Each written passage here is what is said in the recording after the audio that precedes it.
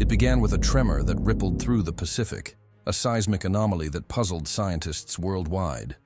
Instruments detected an unprecedented energy surge 3 miles beneath the ocean's surface, where tectonic plates converged in a volatile dance. What emerged wasn't a natural disaster, but something far more terrifying. A dimensional rift that tore through the fabric of our reality. Later dubbed the Breach, this cosmic wound became humanity's greatest nightmare. A portal between our world and somewhere else. Military satellites captured the first emergence, a colossal silhouette rising from the depths, displacing millions of gallons of water as it surfaced.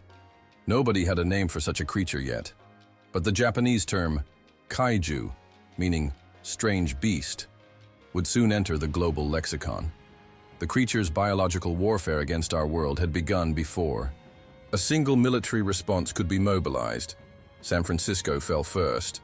The kaiju, later classified as trespasser, made landfall with catastrophic destruction that defied comprehension. Buildings crumbled like sandcastles beneath its massive limbs as it carved a path of devastation through the city. Oakland and Sacramento followed, the creature seemingly drawn to population centers, leaving thousands dead and countless more displaced in its wake. Military forces scrambled jets and deployed tanks in desperate tactical warfare, only to watch their weapons bounce harmlessly off the creature's armored hide. Nuclear options were considered but dismissed. The environmental impact would be nearly as devastating as the monster invasion itself. For 6 days, humanity watched in horror as conventional weapons proved useless against this apocalyptic threat. The kaiju seemed unstoppable, an extraterrestrial colonization in progress with humans as collateral damage. On the 7th day, after deploying every available resource and strategic combat technique, military forces finally managed to bring down Trespasser. 3 cities lay in ruins, millions of lives forever altered, and the collective psyche of humanity irrevocably changed. Scientists rushed to study the creature's remains, desperate to understand its biological composition and potential weaknesses. Their discoveries only deepened the mystery. The kaiju's DNA matched nothing in Earth's evolutionary history, confirming its alien origin. Its cellular structure contained toxic compounds that contaminated surrounding areas, suggesting a biological weapon rather than merely a predator. Reports classified as top-secret detailed strange formations within its brain that resembled technological components, hinting at an intelligence or purpose behind the attack. The global crisis had only just begun, though few realized it at the time. For 6 months, the world held its breath. Coastal cities implemented emergency protocols while governments poured resources into monitoring systems and defense preparations. Scientific discovery accelerated at unprecedented rates as researchers worked tirelessly to develop early warning systems and more effective weapons. The United Nations established the Pacific Defense Corps, an international military response unit specifically trained to handle another incursion. Some dismissed the event as a terrifying but isolated incident. Perhaps the dimensional rift had closed as mysteriously as it had opened. These hopes were shattered when alarms blared across monitoring stations worldwide. The breach had reopened, and this time, 2 kaiju emerged simultaneously. One made landfall in Manila, the other in Cabo San Lucas. The pattern was becoming clear. This wasn't a random event, but a coordinated invasion. As the second wave of attacks subsided, leaving more cities devastated, humanity faced a horrifying revelation. The frequency of kaiju attacks was increasing. What had begun as a 6-month reprieve shortened to 3 months, then 6 weeks. Each emergence brought larger, stronger specimens, as if their alien precursors were refining their designs based on previous encounters. Military analysts projected that at the current acceleration rate, humanity's survival would become impossible within 5 years. Traditional warfare tactics proved increasingly ineffective against these evolving threats. The kaiju were adapting, developing thicker armor, secreting acidic compounds, demonstrating greater speed and apparent tactical intelligence. What's more, scientific studies of tissue samples revealed that no 2 kaiju were exactly alike, though they shared a common genetic blueprint. This suggested an engineered species rather than a natural one, weapons designed specifically to eradicate human civilization. The psychological impact of living under constant kaiju threat transformed society. Coastal populations abandoned once thriving cities in mass exoduses to inland regions, creating refugee crises and economic collapse. Children grew up practicing kaiju drills instead of fire drills, learning to recognize the distinctive emergency sirens that heralded another attack. Popular culture reflected this new reality. Artwork depicting heroic pilots and soldiers fighting against monstrous invaders became commonplace, a form of collective processing of trauma and hope. Underground bunkers became status symbols for the wealthy, while rumors circulated about classified missions to explore the breach using remote submersibles, all of which had mysteriously disappeared. Religious movements emerged proclaiming the kaiju as divine punishment, while others declared them demons from a literal hell dimension. Humanity teetered on the brink of despair, unified only by a shared enemy, but divided on how to confront it. It was amid this growing hopelessness that Dr. Jasper Schoenfeld, a former weapons developer turned theoretical physicist, approached the United Nations with a revolutionary concept.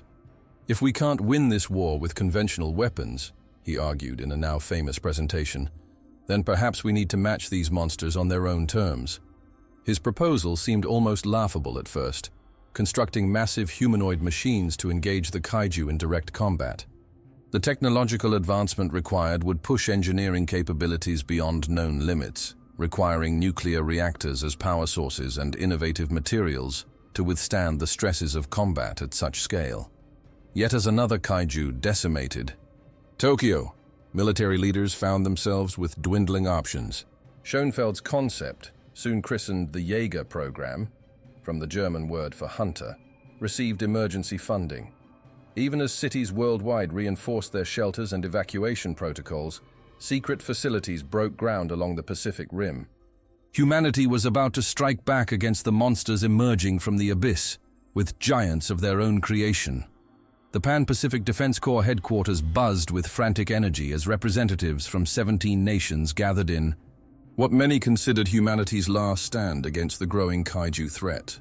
Traditional military responses had proven woefully inadequate against these behemoths emerging from the dimensional rift in the Pacific. After the catastrophic destruction of San Francisco, Manila, and Cabo San Lucas, world leaders finally acknowledged that conventional weapons, even tactical nuclear strikes, were merely temporary solutions that left radiation in their wake. Dr. Jasper Schoenfeld's Jaeger program, once dismissed as science fiction fantasy, now represented humanity's best hope for survival. Fight monsters with monsters became the unofficial motto as engineers and scientists from competing nations suddenly found themselves working side by side. The global crisis had accomplished what decades of diplomacy could not. True international cooperation in the face of extraterrestrial colonization attempts through these biological warfare agents known as kaiju. Construction of the first Jaeger prototype began simultaneously at facilities in Alaska, Russia, China, and Australia, each nation contributing their technological advancement specialties to the ambitious project. The sheer scale of these giant robots presented unprecedented engineering challenges. Each Jaeger stood nearly 25 stories tall, requiring new alloys capable of withstanding both the kaiju's devastating attacks and the ocean's crushing depths. Power systems capable of moving such massive limbs demanded miniaturized nuclear reactors that had previously existed only in theoretical papers. Computer systems needed to process movement commands with microsecond precision while maintaining stability in combat situations. The apocalyptic threat loomed ever closer as another kaiju, a Category 3 codenamed Knifehead, demolished Jakarta despite the military's best efforts. The pressure on the Jaeger program intensified. They weren't building weapons for some future war, but fighting for immediate humanity survival against an enemy that seemed to be studying their defenses and adapting with each new invasion. Brawler Yukon, the first functional Jaeger, stood gleaming in its Alaskan hangar just 14 months after project initiation, a testament to what human ingenuity could accomplish when facing extinction. Lieutenant Sergio Donofrio, a decorated Air Force pilot with exceptional neural plasticity scores, was selected for the honor of the maiden pilot run. The neural interface system designed to control the massive machine represented perhaps the most revolutionary aspect of the entire program. Unlike traditional vehicles controlled by manual instrumentation, Jaegers required a direct mental connection between pilot and machine. The pilot would literally become the Jaeger, their movements translated in real time through a complex series of neural relays and motion capture systems. Scientists theorized this direct neural drift connection would provide the reflexes and intuition needed to battle unpredictable kaiju. The world held its breath as Lieutenant D'Onofrio suited up for the first test of this heroic pilot program that might determine the fate of our species. The test was catastrophic. 3 minutes into the neural handshake, Lieutenant D'Onofrio suffered a massive seizure as his central nervous system overloaded from the neural interface strain. Medical teams barely saved his life, though he would never fully recover his motor functions. The Jaeger program faced its first major setback as the fundamental premise came into question. The human brain simply couldn't handle the mental load required to operate such a complex machine.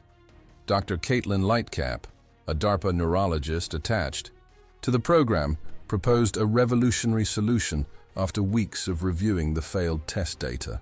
"The neural load is too great for a single pilot," she explained to a room of skeptical military officials.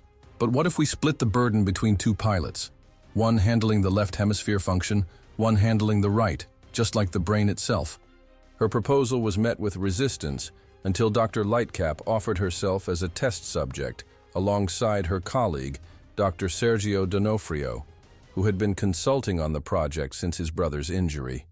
The dual pilot system, officially termed PONS, after the brain stem region that connects the hemispheres, required another technological breakthrough: the ability for 2 humans to share a neural bridge, experiencing a mind meld so complete that neither could hide anything from the other.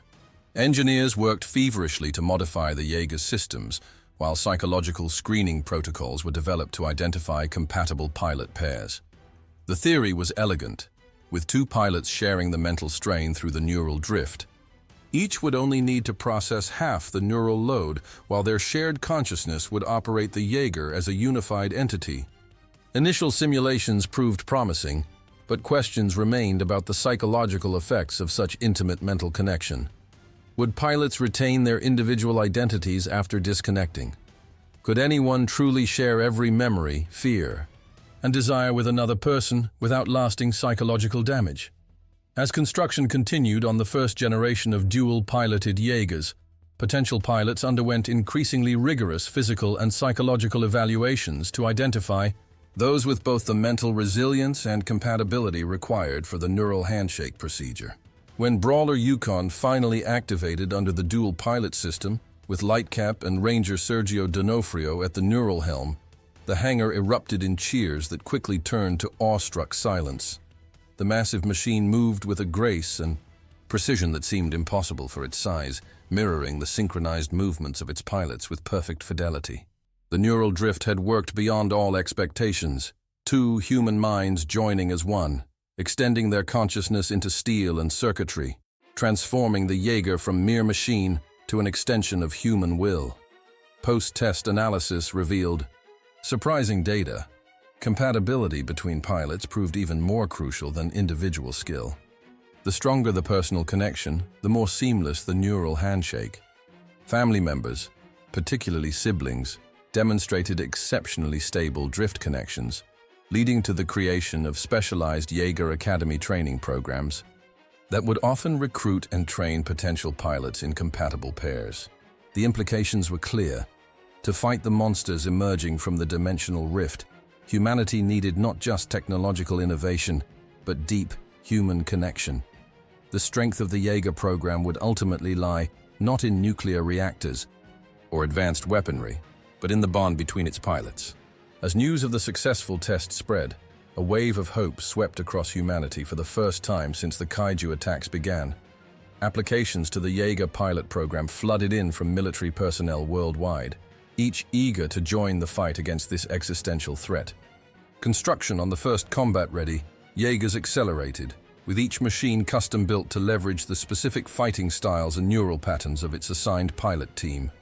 Coyote Tango for Japan, Cherno Alpha for Russia, Crimson. Typhoon, designed for China's triplet pilots, a rare case where 3 pilots achieved neural compatibility, and Romeo Blue for the United States.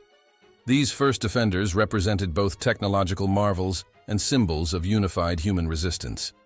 As they neared completion, kaiju attacks continued to escalate in both frequency and intensity. The newly established Kaiju Science Division, K-Science, detected increased activity at the breach, suggesting something had changed. Perhaps the alien precursors had detected humanity's new defensive capabilities and were adjusting their strategic combat approach. The Jaeger program would soon face its ultimate test as pilots prepared to engage these monsters in unprecedented direct combat. With neural interfaces calibrated and weapon systems primed, humanity's giant robots stood ready to meet the kaiju threat head-on, though no one could predict exactly how these mechanical warriors would perform against the increasingly adaptive monsters emerging from the abyss. The first Kaiju Jaeger battle changed everything. When Brawler Yukon intercepted a Category 2 kaiju off the coast of Los Angeles, the entire world watched through live streams and news helicopters as humanity finally landed a decisive blow against the invaders. The battle lasted 47 minutes, a brutal, city-shaking confrontation that ended with the Jaeger standing victorious over the fallen monster. Within hours, footage of the Rangers piloting through their neural interface had gone viral, transforming them overnight from military personnel to global celebrities. Children began mimicking the distinctive combat moves in playgrounds, while adults found renewed hope in humanity's technological advancement. The monster invasion suddenly seemed containable. Merchandising executives, ever quick to capitalize on popular culture trends, recognized an unprecedented opportunity in this new paradigm of heroic pilots and the extraterrestrial colonization threat. Humanity's greatest crisis was about to become its hottest commodity, with action figures, apparel, and collector items flying off shelves almost as quickly as they could be manufactured. As more Jaegers entered service, each with distinctive designs reflecting their countries of origin, the public's fascination only intensified. Cherno Alpha, Russia's hulking nuclear-powered defender, became famous for its brute force approach and distinctive reactor towers. China's Crimson Typhoon, with its unprecedented 3-armed configuration requiring triplet pilots, dazzled audiences with its spinning attack maneuvers. Japan's Coyote Tango, sleek and agile, specialized in long-range tactical warfare. Victory was broadcast worldwide. Each pilot team celebrated with parades and talk show appearances. The Pan-Pacific Defense Corps, initially established as a purely military response organization, suddenly found itself with a public relations department managing pilot interviews and merchandising rights. Jaeger program pilots traded their military anonymity for magazine covers and endorsement deals. The dual pilots of Gypsy Danger, brothers Raleigh and Yancey Beckett, became particularly beloved for their charismatic personalities and the spectacular nuclear reactor-powered plasma cannon their Jaeger wielded. Their combat moves against kaijus were studied by fans, replicated in video games, and commemorated in limited edition collectible statues sold at premium prices to enthusiasts worldwide. Perhaps the strangest cultural phenomenon to emerge from the Kaiju War was the monster merchandise that began appearing alongside Jaeger products. What had once been objects of pure terror were now being sanitized and commodified as plush toys and cartoon characters. Kaiju Blue, a toxic compound found in the creature's blood, became the name of an energy drink promising monstrous stamina. Knockoff kaiju meat was sold in certain markets, though quickly banned when found to contain dangerous toxins, while high-end restaurants offered breach bowls featuring blue-colored seafood arranged to resemble emerging creatures from the dimensional rift. Street vendors near Shatterdomes, the massive Jaeger deployment facilities, sold allegedly authentic kaiju bone fragments as luck charms, though K-Science Division warnings about their biological hazards went largely unheeded.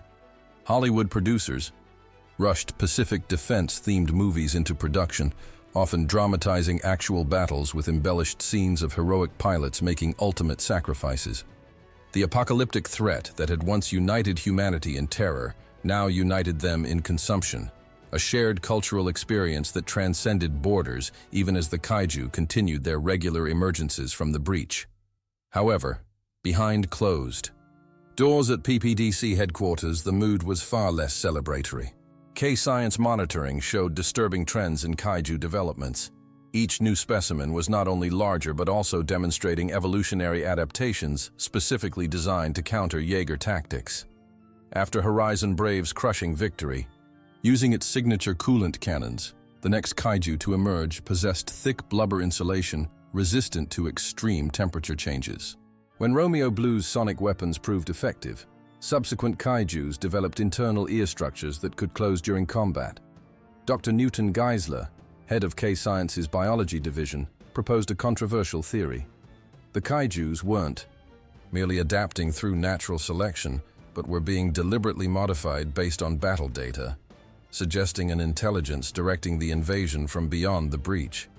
His classified mission reports, considered too alarming for public consumption, theorized that each kaiju was essentially gathering tactical information for its creators through some form of biological transmission.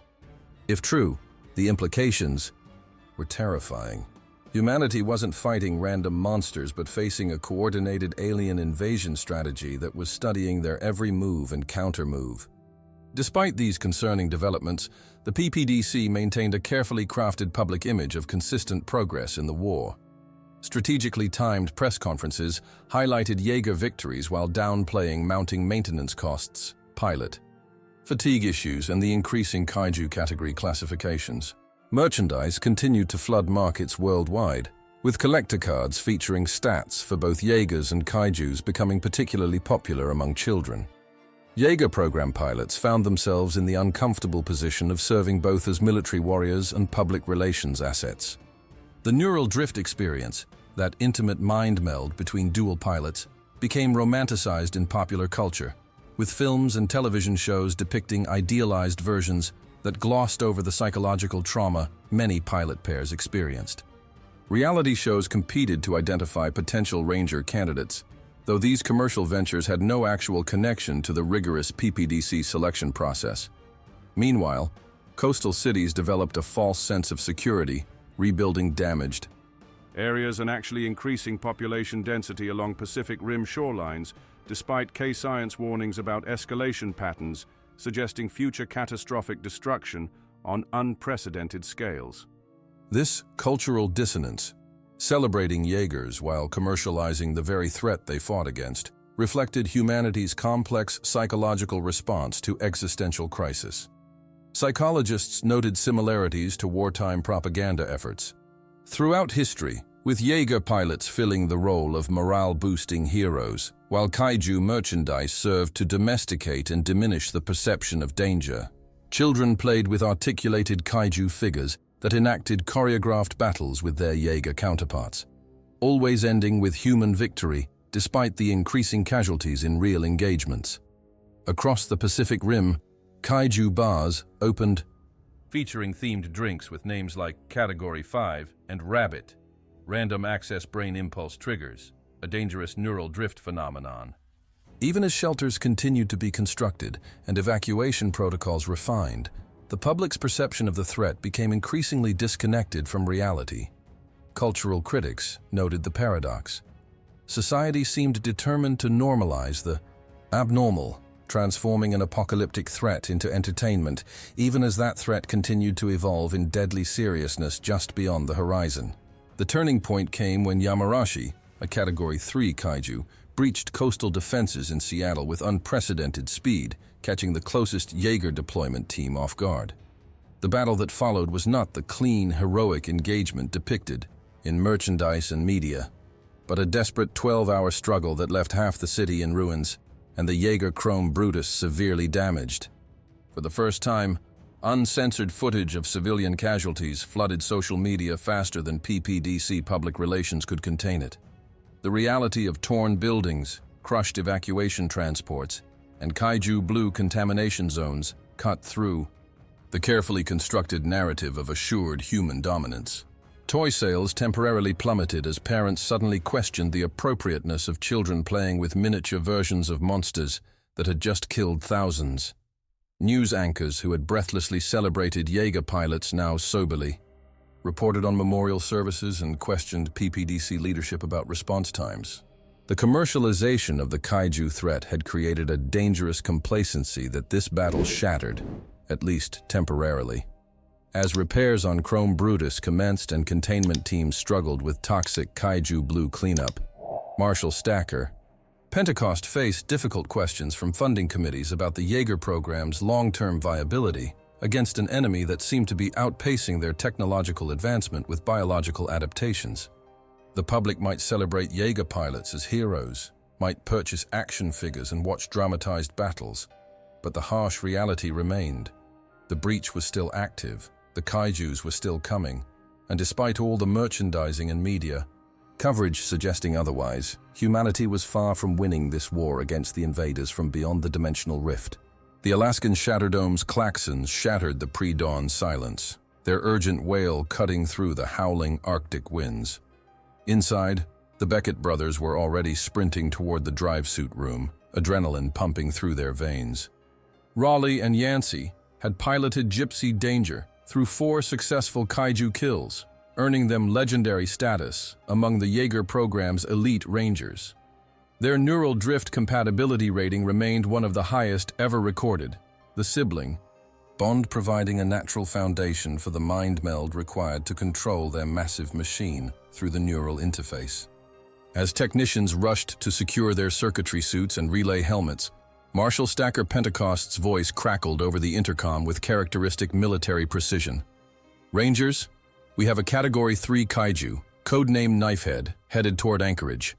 Civilian fishing vessel in the direct path, approximately 10 miles offshore. Intercept and engage the target. Save the boat if you can, but protecting the city remains your primary objective." The brothers exchanged a quick glance. This would be their 5th drop together, nothing they hadn't handled before. Neither could have anticipated that this routine deployment would become a classified mission that would forever alter the course of the Jaeger program and their own intertwined destinies. The neural handshake initiated with familiar warmth as their consciousness merged through the Ponce system. Memories flowed between them.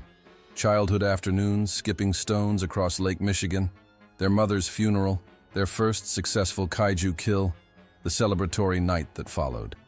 The drift didn't just connect minds, it erased the boundaries between them, creating a third shared consciousness that extended into Gypsy Danger's mechanical frame.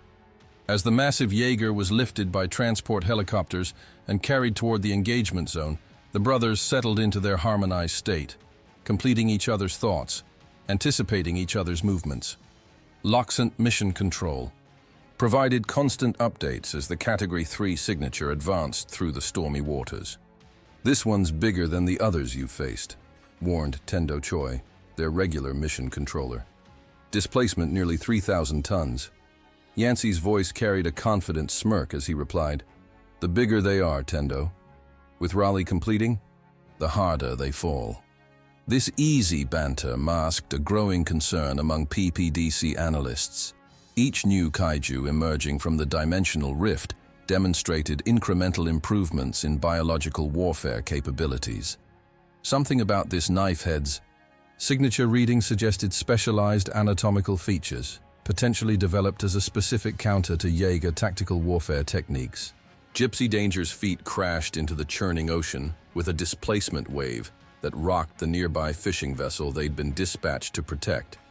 Standing sentry at nearly 25 stories tall, the nuclear-powered Jaeger cut an imposing silhouette against the storm clouds, its conpod head scanning the horizon with powerful sensory arrays. Through their neural interface, the Becketts felt the machine as their own body, the nuclear reactor heart pulsing with energy, hydraulic muscles tensed for combat, plasma cannon primed for deployment when needed. Miracle Mile perimeter established.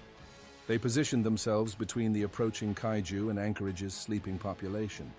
The fishing boat's captain, apparently either oblivious to or ignoring the evacuation warnings, continued to make his slow journey toward shore. On Loxant screens, analysts tracked Knifehead's approach vector, noting with concern its unusual pattern. This creature wasn't charging straight toward the coast like most kaiju, but seemed to be circling, as if assessing the situation. Marshal Pentecost's voice carried a note of tension rarely heard as he ordered, "Gypsy, get that boat out of there now." The Becketts moved their Jaeger through the shallows, carefully keeping their motion sensors trained on the underwater signature still circling just beyond visual range. The rescue proceeded smoothly, Gypsy Danger's massive hands creating a protective barrier around the fishing vessel as the Becketts guided it toward safer waters. Raleigh felt Yancey's irritation through their neural link. Civilians ignoring kaiju, alerts had cost countless lives throughout the war, and rescue operations diverted valuable time and resources from the primary mission of neutralizing threats. Yet beneath the frustration lay the fundamental drive that had brought both brothers to the Jaeger program, the determination to protect humanity against the extraterrestrial colonization attempt these creatures represented. As the fishing boat limped toward harbor, Lawson suddenly reported Knifehead changing course, accelerating directly toward Gypsy's position. The kaiju breached the surface less than a quarter-mile out, a nightmarish silhouette of jagged bone and rippling muscle, with a distinctive elongated skull forming a natural battering ram at its front. Through their shared consciousness, both brothers reached the same tactical decision simultaneously, right arm extending as panels slid back to reveal Gypsy's signature weapon. The plasma cannon charged with a high-pitched whine, nuclear reactor power flooding the delivery systems as targeting solutions locked onto the approaching monster. "Let's make this quick," Raleigh communicated through their link. "The sooner we finish, the sooner we get back to base. I've got a date with that new neural interface technician." Yancey's amusement rippled through their connection as the plasma cannon discharged with devastating force. The first blast caught Knifehead square in its armored chest, sending it reeling backward into the churning waves with a screech that echoed across the water. For a moment, the brothers thought they'd scored an unusually quick victory. Most Category 3s required sustained engagement before succumbing to Jaeger attacks. As they maintained combat stance, scanning for confirmation of the kill, Marshal Pentecost's voice cut through with unexpected urgency. "Gypsy, the kaiju signature is still active. I repeat, Knifehead is still operational." Before they could fully process this warning, the ocean erupted as the creature launched itself at them with unprecedented speed. Through their neural drift, both brothers experienced a moment of shared shock. This wasn't the wounded retreat they'd anticipated, but a tactical feint, suggesting a level of strategic combat intelligence they'd never encountered in previous engagements. Knifehead slammed into Gypsy Danger with its reinforced skull, the impact nearly knocking the Jaeger off balance. As they struggled to maintain position, the brothers deployed countermeasures, Gypsy's left arm locking around the kaiju's neck, while the right reconfigured from cannon back to grappling mode. The battle had suddenly transformed from routine engagement to desperate struggle, with Anchorage's sleeping population hanging in the balance should they fail to contain this unexpectedly adaptive threat. What happened next would be analyzed and debated in PPDC tactical meetings for years afterward. Fighting in hurricane conditions, visibility near zero, Gypsy Danger and Knifehead engaged in brutal close-quarters combat that resembled nothing so much as ancient gladiatorial contests, scaled to cataclysmic proportions. The kaiju seemed to be deliberately targeting Gypsy's conpod, the head housing both the primary sensory arrays and, critically, the pilot chamber itself. Most kaijus attacked center mass, suggesting either instinctive or programmed target prioritization, but Knifehead demonstrated what appeared to be analytical assessment of Jaeger vulnerabilities. As the brothers prepared to deliver a finishing blow with the recharged plasma cannon, the monster executed a maneuver that should have been physically impossible for a creature its size, diving beneath Gypsy's guard and surfacing directly beside the Jaeger's right flank. Through their neural connection, Raleigh felt Yancey's sudden alarm an instant before Knifehead's claws tore through Gypsy's shoulder plating. Warning systems blared throughout the conpod as hydraulic pressure failed and armor integrity breached. Then came the moment that would forever divide Raleigh Beckett's life into before and after. Knifehead's enormous jaws closed around the right side of the conpod itself, and through their neural link, Raleigh experienced his brother's terror, pain, and final desperate thought. Raleigh, listen to me. You need to... Before the connection severed with catastrophic suddenness. The neural drift wasn't designed to handle the sudden death of one pilot, while the other remained connected to the system. As Yancey was torn from the con-pod into the howling storm, Raleigh experienced not only the physical trauma of his brother's death, but the neurological equivalent of having half his brain ripped away. Medical experts would later marvel that he survived at all. Most solo pilots subjected to such shock suffered immediate cerebral hemorrhage. Perhaps it was the intensity of the sibling bond, perhaps sheer stubborn determination. But Raleigh, Beckett remained conscious, screaming his brother's name as Knifehead prepared to deliver what should have been a killing blow to the now crippled Jaeger.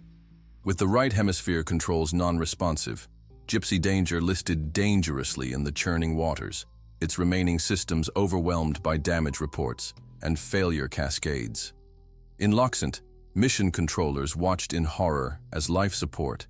Readings from Yancey's suit flatlined while Raleigh's neural patterns spiked into potentially fatal ranges. Marshal Pentecost had already ordered rescue helicopters scrambled, but in the midst of the Arctic storm, they wouldn't arrive in time if Knifehead pressed its advantage. Through blinding pain and neural feedback loops, Raleigh made an impossible choice. He would attempt to pilot Gypsy Danger alone, something the entire Jaeger program had been specifically designed to prevent. After early trials proved the neural load would kill a single human operator. What followed would later be described in Jaeger program training materials as either the most reckless or most courageous action in Ranger history. Raleigh Beckett, half his neural interface literally torn away, manually reconfigured Gypsy's systems to channel all control functions through his remaining connections. The pain was excruciating. Later medical scans would reveal widespread microhemorrhaging throughout his brain tissue, but fury and grief provided enough adrenaline to override his body's survival instincts. With agonizing focus, he managed to right the massive Jaeger, bringing its left arm up just as Knifehead charged again. The plasma cannon, still operational though it reduced power due to system damage, charged one final time. When Raleigh fired, he aimed not for the creature's body but directly into its open mouth as it lunged forward. The superheated plasma burst through the back of Knifehead's skull in a spectacular eruption that severed its spine and vital systems simultaneously. The Category 3 Kaiju collapsed into the churning ocean, dead before it fully submerged. But victory had come at devastating cost. With his remaining strength, Raleigh manually directed Gypsy Danger toward shore, each step an act of sheer willpower as systems failed around him, and his own consciousness flickered. The once mighty Jaeger, now missing an arm and leaking radiation from its damaged nuclear reactor, emerged from the sea onto Alaskan soil just as dawn broke. It managed 3 faltering steps onto the beach before crashing to its knees, then forward into the sand. Inside the shattered con-pod, Raleigh Beckett finally surrendered to unconsciousness. His last thought a promise to his brother that would haunt him through the years to come. Next time, he would ensure the kill before celebrating victory. 5. Years after Knifehead's attack on Gypsy Danger, the landscape of humanity's defense strategy against the kaiju threat had transformed dramatically. The once celebrated Jaeger program faced mounting criticism from UN oversight committees and dwindling financial support as casualties mounted and victories became increasingly costly. Each engagement with the emerging kaiju resulted in more extensive damage to the giant robots and higher pilot mortality rates. The psychological toll of neural drift connections severed by death had created a shortage of experienced rangers, willing to re-enter the con-pods after losing partners. Category 4 kaijus now regularly emerged from the dimensional rift, each seemingly designed to exploit weaknesses in Jaeger defensive systems that had been exposed in previous battles. Marshal Stacker Pentecost, once the public face of humanity's most promising military response to the monster invasion, now spent his days in contentious budget meetings rather than strategic combat planning sessions. The technological advancement that had once inspired global hope had reached a plateau, while the biological warfare capabilities of the kaijus continued to evolve at alarming rates. Public confidence in the program had eroded with each high-profile Jaeger defeat, most notably the destruction of Chrome Brutus in Santiago and the catastrophic loss of Echo Sabre and its heroic pilots during a failed preemptive strike near the breach itself. The pivotal moment came during a closed-door UN Security Council meeting in New York, where representatives from Pacific Rim nations gathered to assess the increasingly dire situation. K-Science projections showed kaiju emergence frequencies accelerating beyond sustainable defense capabilities, while funding reports detailed the astronomical costs of building and maintaining the remaining Jaeger fleet. "Gentlemen, ladies," began the American representative, her voice measured but resolute, "we've invested trillions in mechanical giants that are being destroyed faster than we can build them. Perhaps it's time to consider a more permanent solution." The proposal that followed would fundamentally alter humanity's approach to the extraterrestrial colonization threat, the construction of massive coastal walls along every Pacific shoreline, designed to physically prevent kaijus from reaching population centers. The Wall of Life program, as it was officially designated, promised a more cost-effective alternative to the Jaeger program's escalating expenses. Rather than actively engaging the monsters in strategic combat, humanity would focus on passive containment and defense, a tacit admission that the war against the alien precursors might not be winnable through conventional tactical warfare means. Despite Marshal Pentecost's impassioned objections and warnings from K-Science about the increasing size and strength of emerging kaijus, the Security Council voted to gradually phase out Jaeger funding in favor of wall construction. The global announcement of this strategic pivot was met with mixed reactions. Coastal populations, already traumatized by years of kaiju attacks and emergency evacuations, initially embraced the promise of permanent protection. Construction began immediately, creating millions of jobs for displaced workers and refugees from demolished cities. The walls rose at unprecedented speeds, massive barriers of reinforced concrete and steel stretching hundreds of feet into the sky and extending deep below the ocean floor to prevent burrowing.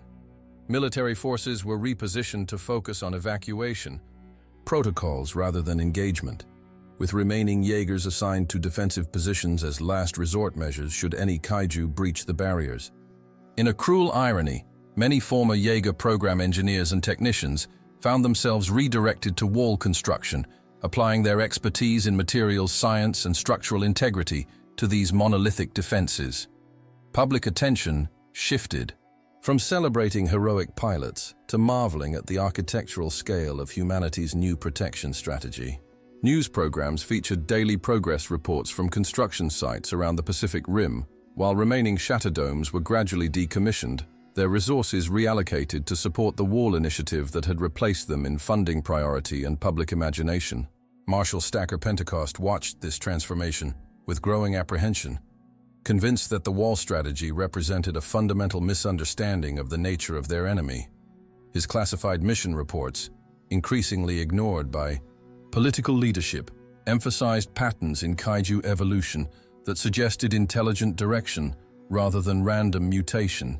Each new creature emerging from the dimensional rift demonstrated adaptations specifically designed to counter successful Jaeger tactics from previous encounters. This indicated observation, analysis, and deliberate biological engineering, not the behavior of mindless monsters but of calculated weapons deployed by an unseen intelligence. The walls, he argued in increasingly desperate briefings, represented static defense against an enemy that had consistently demonstrated the ability to adapt and overcome human technological responses.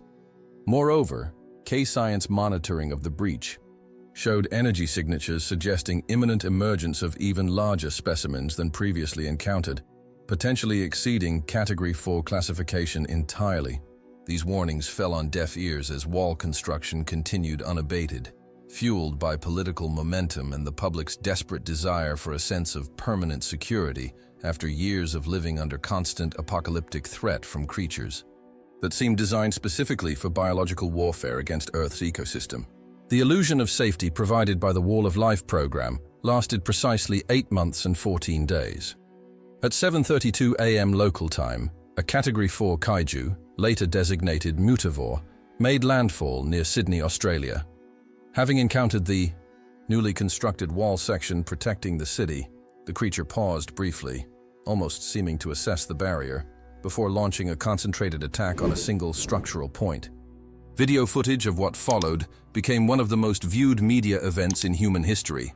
The kaiju breached the supposedly impenetrable wall in less than an hour, using specialized anatomical features that appeared specifically evolved for penetrating reinforced structures.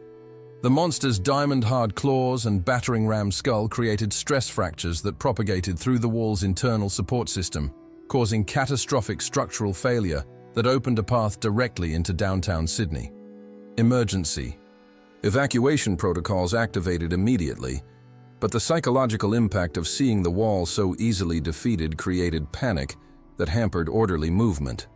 Death tolls would have reached catastrophic levels had Striker Eureka, Australia's Mark V Jaeger and one of the last fully operational units in the Pan-Pacific Defence Corps, not been nearby on coastal patrol.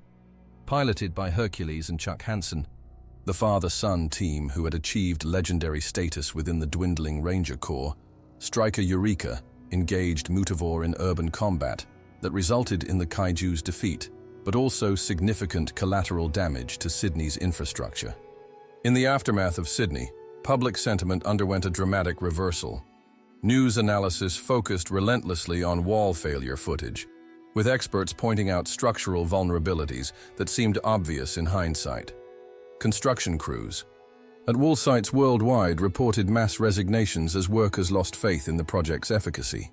Political leaders who had championed the wall initiative faced hostile questioning about resource allocation decisions that had prioritized concrete barriers over continued Jaeger development. Marshal Pentecost, previously marginalized within the PPDC command structure, suddenly found himself receiving urgent calls from the same officials who had dismissed his warnings months earlier. Remaining Jaeger pilots, including the Hansen team responsible for Sydney's salvation, achieved renewed celebrity status, their interviews featuring pointed critiques of the wall strategy that resonated with a public feeling betrayed by false promises of security. K-Science divisions released previously classified data showing projections of increasing kaiju size and capabilities that made wall penetration not merely possible, but inevitable. The fundamental question facing humanity shifted once again. If neither walls nor the current generation of Jaegers could provide reliable defense against the escalating threat emerging from the dimensional rift, what options remained for ensuring humanity's survival against these alien invaders?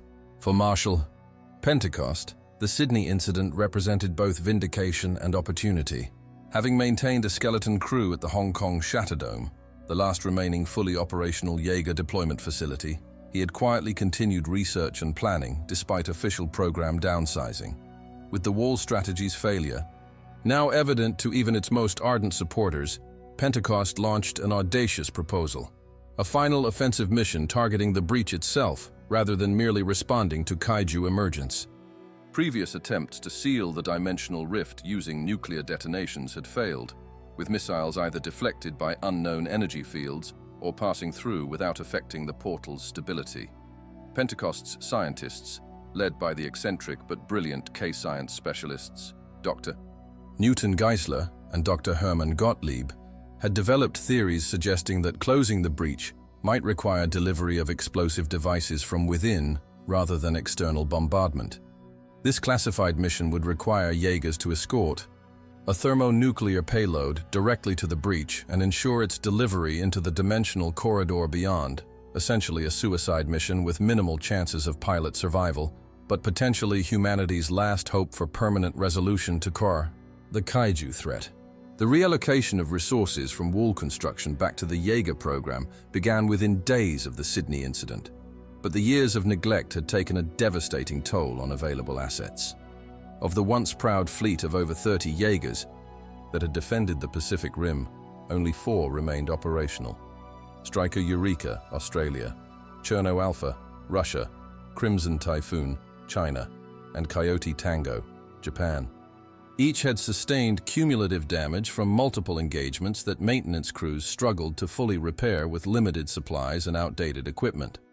More critically, the Ranger Corps had been decimated by combat losses and program downsizing, with many experienced pilots having either died in battle or been medically discharged due to neural drift trauma or radiation exposure.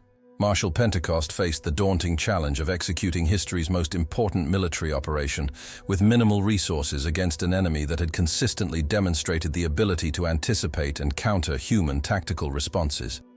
As construction crews were hastily redirected from wall reinforcement back to Shatterdome reactivation, Pentecost made a decision that would prove controversial even among his loyal command staff.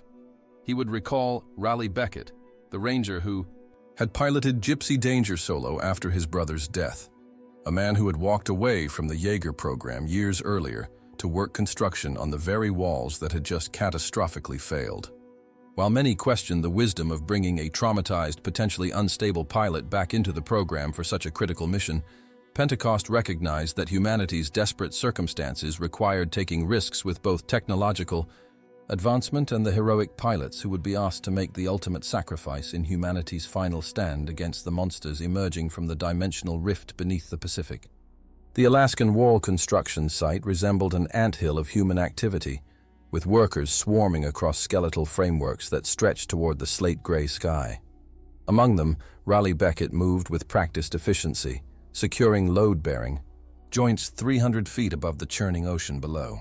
5 years had passed since he'd piloted Gypsy Danger, since the neural interface had burned his brother's death directly into his consciousness, leaving scars no medical scan could fully quantify.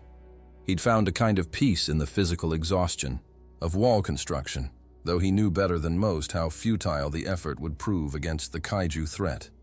The dimensional rift continued to disgorge increasingly powerful specimens, each seemingly designed for more effective biological warfare against Earth's defenders. When the helicopter appeared on the horizon, its PPDC insignia barely visible, through the swirling snow, Raleigh felt a familiar tension in his chest. He recognized Marshal Stacker Pentecost's silhouette before the man had fully emerged from the aircraft, and with that recognition came the certainty that his self-imposed exile from the Jaeger program was about to end. "Mr. Beckett," the Marshal called over the howling wind, his voice carrying the same commanding presence that had once directed humanity's most ambitious military response to extraterrestrial colonization. "Haven't you heard? The world is coming to an end. So where would you rather die? Here or in a Jaeger?" The journey to Hong Kong's Shatterdome, the last operational Jaeger deployment facility, gave Pentecost time to brief Raleigh on how dramatically circumstances had changed. The Kaiju Science Division had detected increased energy signatures from the breach, suggesting imminent emergence of specimens potentially exceeding Category 4 classification entirely. Each attack now featured monsters specifically adapted to counter Jaeger tactical warfare techniques that had previously proven successful, indicating some form of intelligence directing their evolution.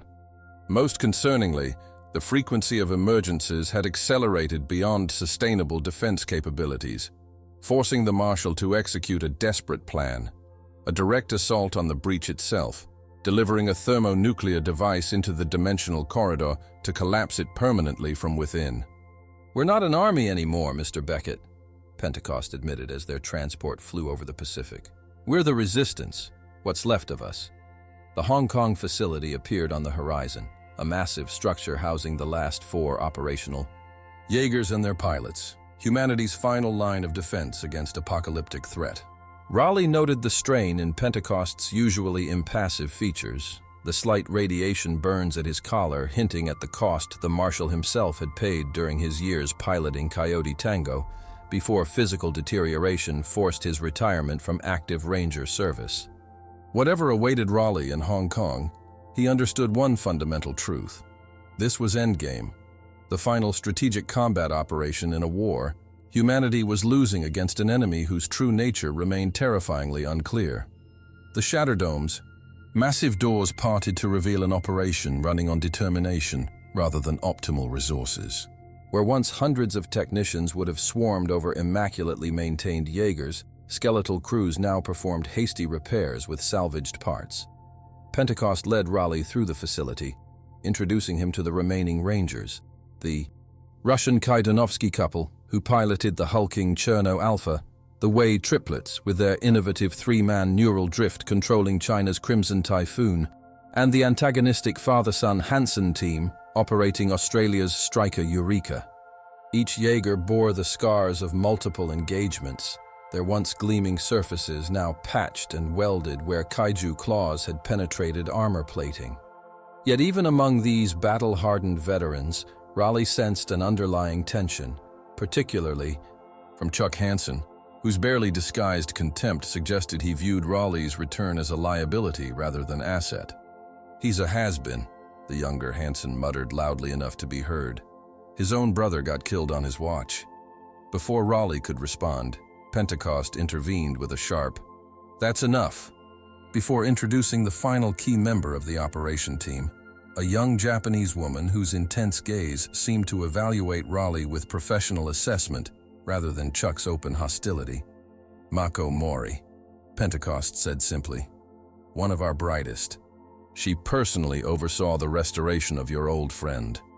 With a gesture toward a darkened bay at the Shatterdome's far end, he directed Raleigh's attention to a silhouette he'd never expected to see again. Gypsy Danger, rebuilt and waiting. "She's one of a kind now," Mako explained as she guided Raleigh through Gypsy Danger's specifications, her English precise despite its soft accent. "We've retrofitted her with a double-core nuclear reactor, analog systems, shielded from EMP blasts. She's a Mark III, but she'll fight like a new machine." Her technical expertise impressed Raleigh, though what truly caught his attention was the reverence with which she discussed the Jaeger, not merely as a weapon, but as a crucial component in humanity survival.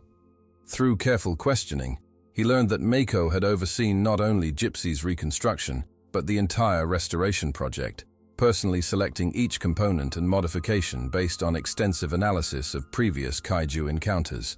More intriguingly, her personnel file, which Raleigh glimpsed on Pentecost's desk during their initial briefing, indicated she'd completed Ranger training with unprecedented simulator scores, yet remained unassigned to any Jaeger despite the desperate shortage of qualified pilots.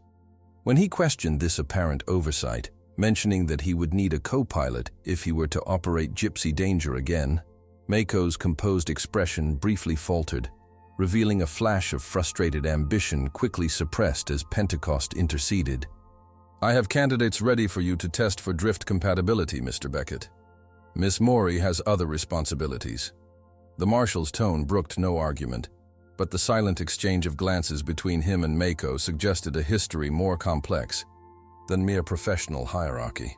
Perhaps even a personal connection that influenced his evident reluctance to allow her into combat despite her qualifications. The Quoon Combat Room, where Ranger candidates demonstrated potential neural drift compatibility through martial arts practice, provided Raleigh's first opportunity to understand Mako more fully. After efficiently defeating each official candidate, Pentecost had selected, Raleigh challenged Mako directly, recognizing in her observational stance both technical knowledge and physical readiness that surpassed the others. Their sparring match transcended mere combat, becoming an intricate dialogue of movement and counter-movement, attack and defense so perfectly balanced that neither gained advantage. 4 points to 4, Mako noted after their final exchange, a rare smile briefly illuminating her features. "I've studied your fighting techniques and neural patterns. I can anticipate your moves." Raleigh recognized what Pentecost clearly feared: their remarkable compatibility, a rare synchronicity that suggested exceptional potential for neural drift connection. "She's my co-pilot," Raleigh declared to the Marshal afterward, only to face unexpected resistance as Pentecost pulled rank to overrule him. Later, passing Mako's quarters, Raleigh glimpsed her through the partially open door, practicing kendo forms with intense concentration. On her shelf stood a small, worn child's shoe, an incongruous personal artifact whose significance he couldn't determine, but which suggested depths to her motivation beyond professional ambition. When she noticed his presence, her composure briefly faltered again, revealing vulnerability beneath her disciplined exterior before she quickly recovered. "Why does he not want you to pilot?" Raleigh asked directly. Her answer, "Because I am not ready," carried the distinct weight of words repeated by rote rather than genuine belief.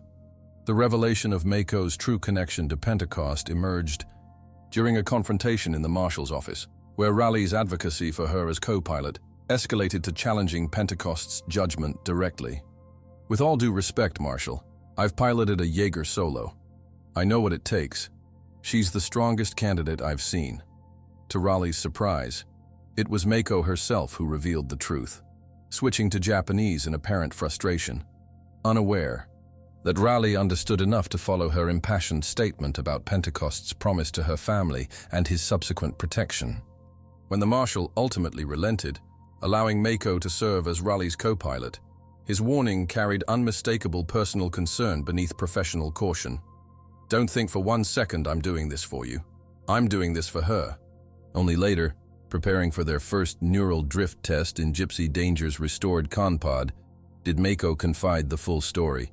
How Pentecost had found her as a child in Tokyo during Onibaba's attack, a terrified girl hiding from a kaiju that had killed her family. He saved my life, she explained quietly, as technicians connected their neural relay circuits. He raised me, trained me, but he's afraid to let me pilot. Afraid to lose me like he's lost so many others. The revelation transformed Raleigh's understanding of both Mako and Pentecost, not merely commanding officer and subordinate, but surrogate father and daughter, their professional relationship complicated by personal history and legitimate fear based on the devastating losses. The Jaeger program had suffered against increasingly deadly kaiju emerging from the dimensional rift beneath the Pacific. Their first neural drift nearly ended in catastrophe. Connected through Gypsy Danger's PON system, Raleigh and Mako achieved immediate synchronization, their minds melding with unusual strength that Lacent monitors registered with surprise. Raleigh glimpsed Mako's memories, rigorous training under Pentecost's supervision, years of preparation and sacrifice directed toward a single goal of becoming a ranger. But as Raleigh's own memories surfaced, particularly the traumatic final battle with Knifehead and Yancey's death, Mako's control faltered. She fell into the rabbit, neural drift terminology, for becoming trapped in a memory so powerful it overwhelmed conscious control of the neural interface. Raleigh watched helplessly as her childhood trauma materialized in their shared consciousness. A small girl in a blue coat running through Tokyo's destroyed streets, a massive kaiju pursuing her with inexorable purpose, the overwhelming terror of a child facing monster invasion alone. Trapped in this memory, Mako inadvertently activated Gypsy Danger's plasma cannon inside the Shatterdome, nearly causing catastrophic destruction before Pentecost's voice, authoritative yet gentle in a way Raleigh had never heard from the Marshal, broke through her panic. It's just a memory. None of it is real. When emergency crews finally disengaged the neural handshake, separating their minds, Mako emerged shaken and humiliated. Pentecost's earlier reservations seemingly validated by the dangerous neural drift incident that had nearly resulted in friendly casualties before their mission had even begun. The aftermath left Raleigh conflicted, convinced of their exceptional compatibility, yet understanding Pentecost's concern about Mako's traumatic association with kaiju encounters. Chuck Hansen's public dressing down of both pilots in the mess. Hall only intensified the situation, the Australian Ranger dismissing Raleigh as a has-been and Mako as a dangerous liability. The confrontation escalated to physical blows before Pentecost's intervention, his rare display of anger silencing even the contentious Hansen.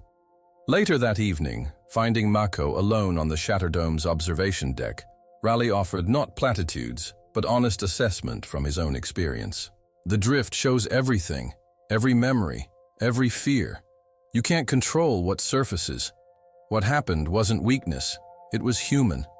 His words seemed to reach her, breaking through the rigid self-discipline she'd maintained as armor. You want to know something funny? He continued, gesturing toward the massive form of Gypsy Danger being prepared for deployment. In all my years as a ranger, I never piloted with someone with a connection as strong as ours on the first try. The admission visibly surprised her, challenging her assumption of failure. Their conversation was interrupted by the facility's alarm system as Lacent detected unprecedented activity at the breach. Not one, but two Category 4 signatures emerging simultaneously. Whatever their personal challenges, events had overtaken them. The kaiju threat demanded immediate response, ready or not.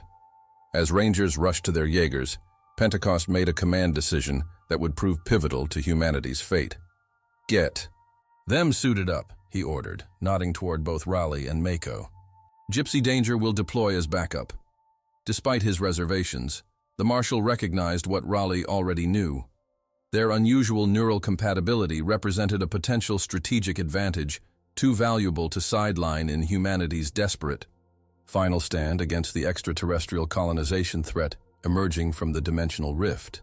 The Hong Kong Shatterdome's Strategic Operations Center hummed with tense energy as Marshal Stacker Pentecost assembled the last defenders of humanity. Projected on the massive holographic display, the dimensional rift pulsed with ominous energy, signatures that K-science analysts had never observed before. Dr. Hermann Gottlieb, the mathematics specialist whose theoretical models had predicted kaiju emergence patterns with uncanny accuracy, stood before the assembled rangers with uncharacteristic urgency in his voice. "The breach is expanding," he explained, pointing to oscillating energy readings with his ever-present cane. "Based on the exponential growth patterns, I project a critical dimensional threshold will be reached within approximately 1 week." His colleague and perpetual intellectual rival, Dr. Newton Geisler, interrupted with typical manic energy.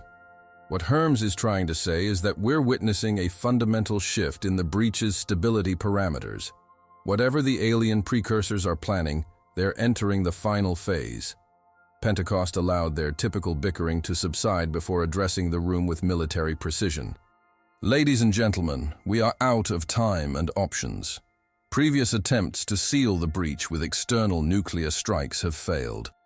Our final strategic combat operation will deliver a thermonuclear device directly into the breach itself. Not from our side, but from within the dimensional corridor." The scale of what Pentecost proposed stunned even the battle-hardened Rangers. Previous classified missions to explore or attack the breach had universally failed. Remote submersibles disappeared without transmitting data. Nuclear missiles either detonated harmlessly against some invisible barrier or passed through without affecting the portal's structure. The Marshal activated a tactical simulation showing Striker Eureka, the most advanced remaining Jaeger, carrying a specially modified thermonuclear device toward the breach, while Gypsy Danger and the other Jaegers provided escort through the treacherous underwater terrain. "The payload must be delivered precisely at the moment the breach opens for a kaiju crossing," Pentecost continued. "According to Dr. Gottlieb's calculations, that gives us a window of approximately 30 seconds. Herc Hansen, Stryker's veteran pilot, studied the simulation with professional assessment. That's a suicide mission, Marshal. Even if we reach the breach, the detonation sequence would require manual activation at that depth." The unspoken question hung in the air. Who would make the ultimate sacrifice this mission demanded? Chuck. Hansen, ever his father's son in courage, if not temperament, broke the silence with characteristic bravado. "Stryker has the strongest hull integrity and the fastest deployment system. We'll deliver the payload." His father's expression tightened almost imperceptibly. Pride mingled with the terrible knowledge of what such a mission would cost. Dr. Gottlieb's presentation of the escalating emergence pattern left no room for misinterpretation. Using his advanced computational models incorporating years of data from kaiju encounters, he projected a timeline that showed the catastrophic acceleration facing humanity. The first kaiju emergence came through the breach in 2013, a single Category 1 specimen that took nearly a week to neutralize. By 2020, we were seeing Category 3s emerging every few months. Current data shows Category 4s emerging weekly. His chalk scratched across the board with frantic precision as he extrapolated the pattern forward. "Within 68 days, we project daily emergences. Shortly after that, multiple specimens simultaneously, and within 6 months." He paused, allowing the mathematical certainty to sink in. Every 8 hours, then every 4 hours, then every 45 minutes, and then. The implication required no elaboration. Earth's biosphere could not survive such an onslaught. This biological warfare campaign would achieve complete extraterrestrial colonization, replacing human civilization with whatever alien ecology the kaiju represented. Raleigh Beckett, studying the projections with the tactical eye of an experienced ranger, recognized the brutal calculus.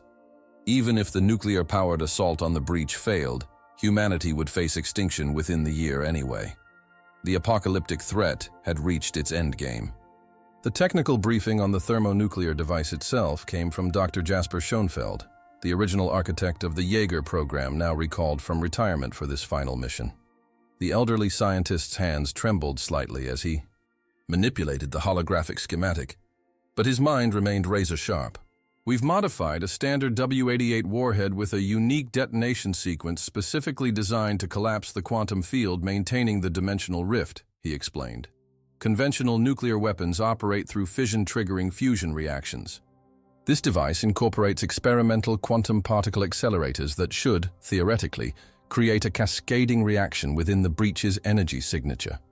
The technical specifications scrolled across the display yield equivalency of approximately 30 megatons, but with specialized energy dispersion patterns optimized for dimensional disruption rather than physical destruction.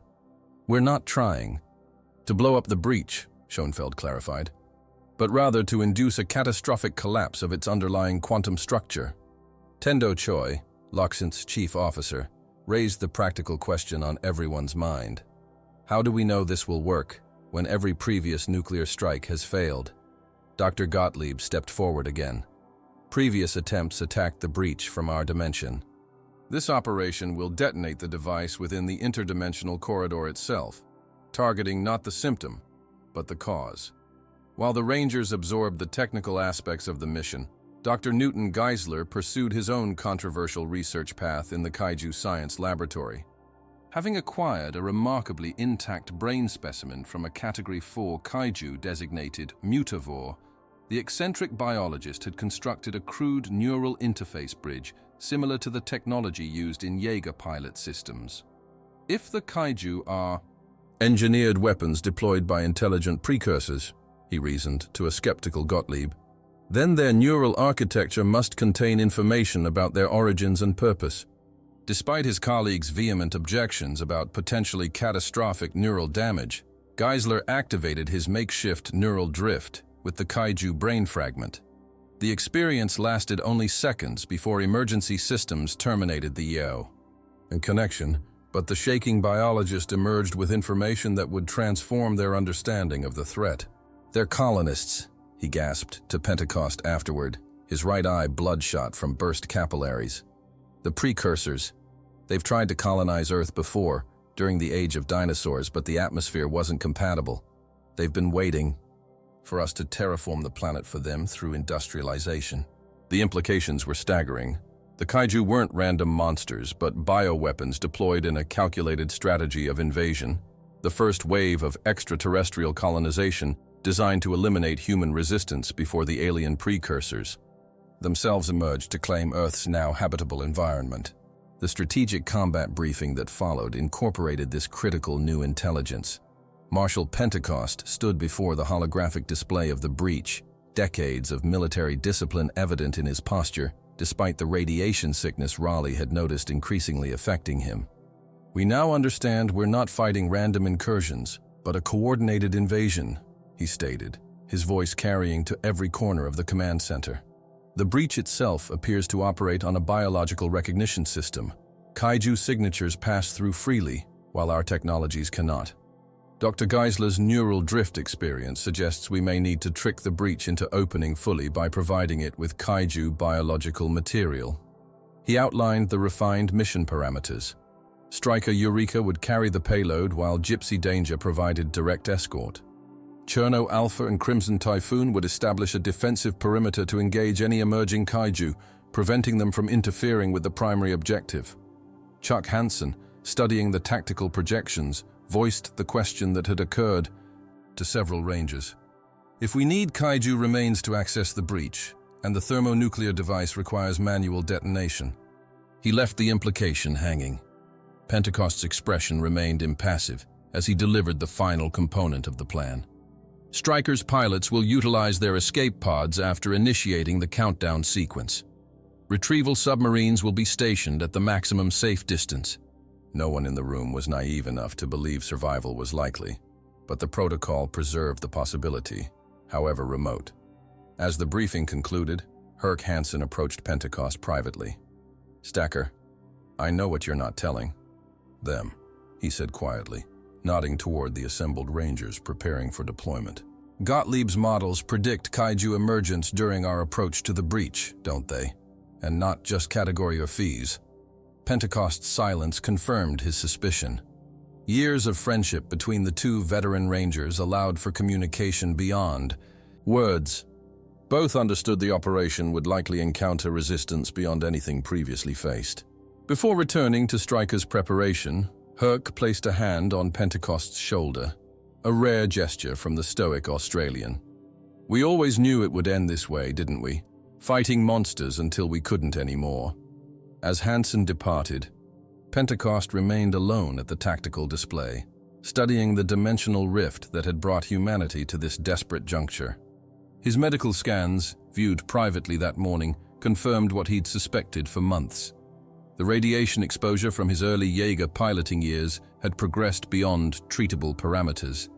The final mission would be his last contribution to the war, regardless of outcome. With characteristic resolution, he made a decision that would surprise the command staff.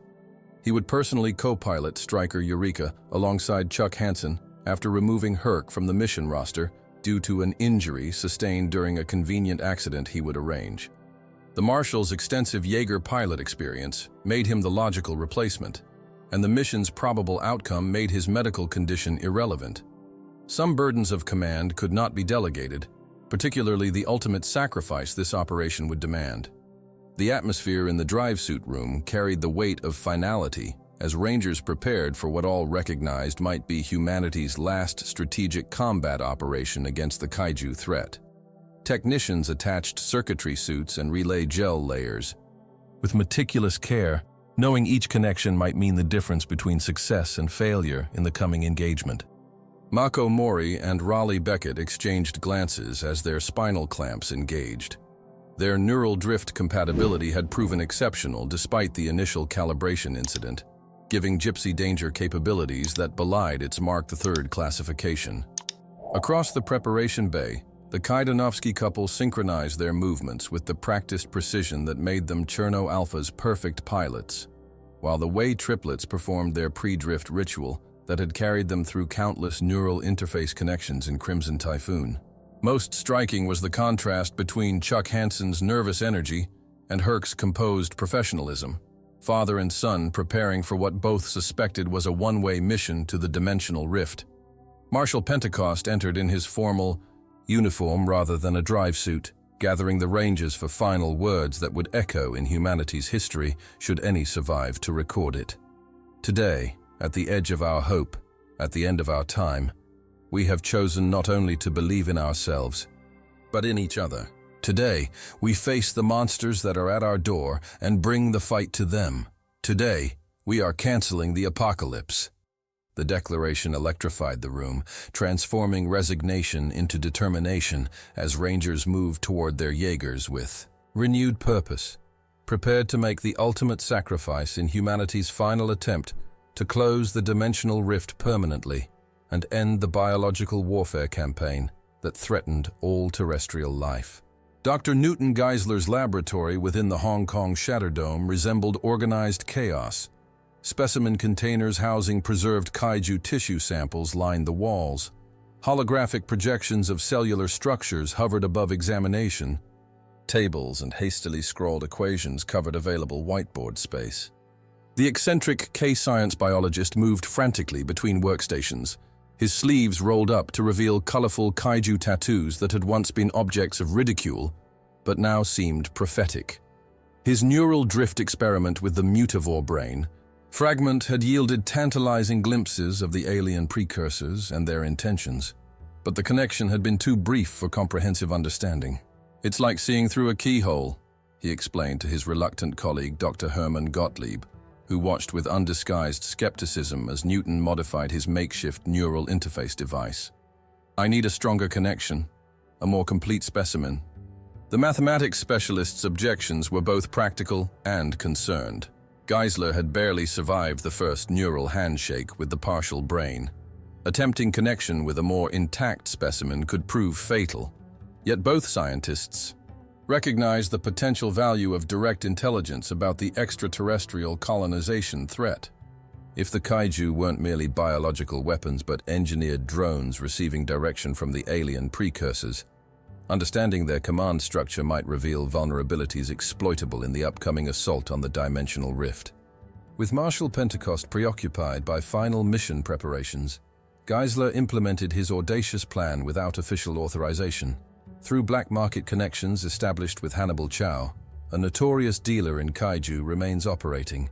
From the protected underground of Hong Kong, the scientist acquired a complete secondary brain from a recently neutralized Category 4 specimen. The enormous neural organ pulsed with residual electrical activity as it was delivered to his laboratory in a specialized containment unit. The kaiju have two brains, Newton explained excitedly to a reluctant Gottlieb. A primary for basic motor functions and a secondary, connected to something like a collective hive consciousness.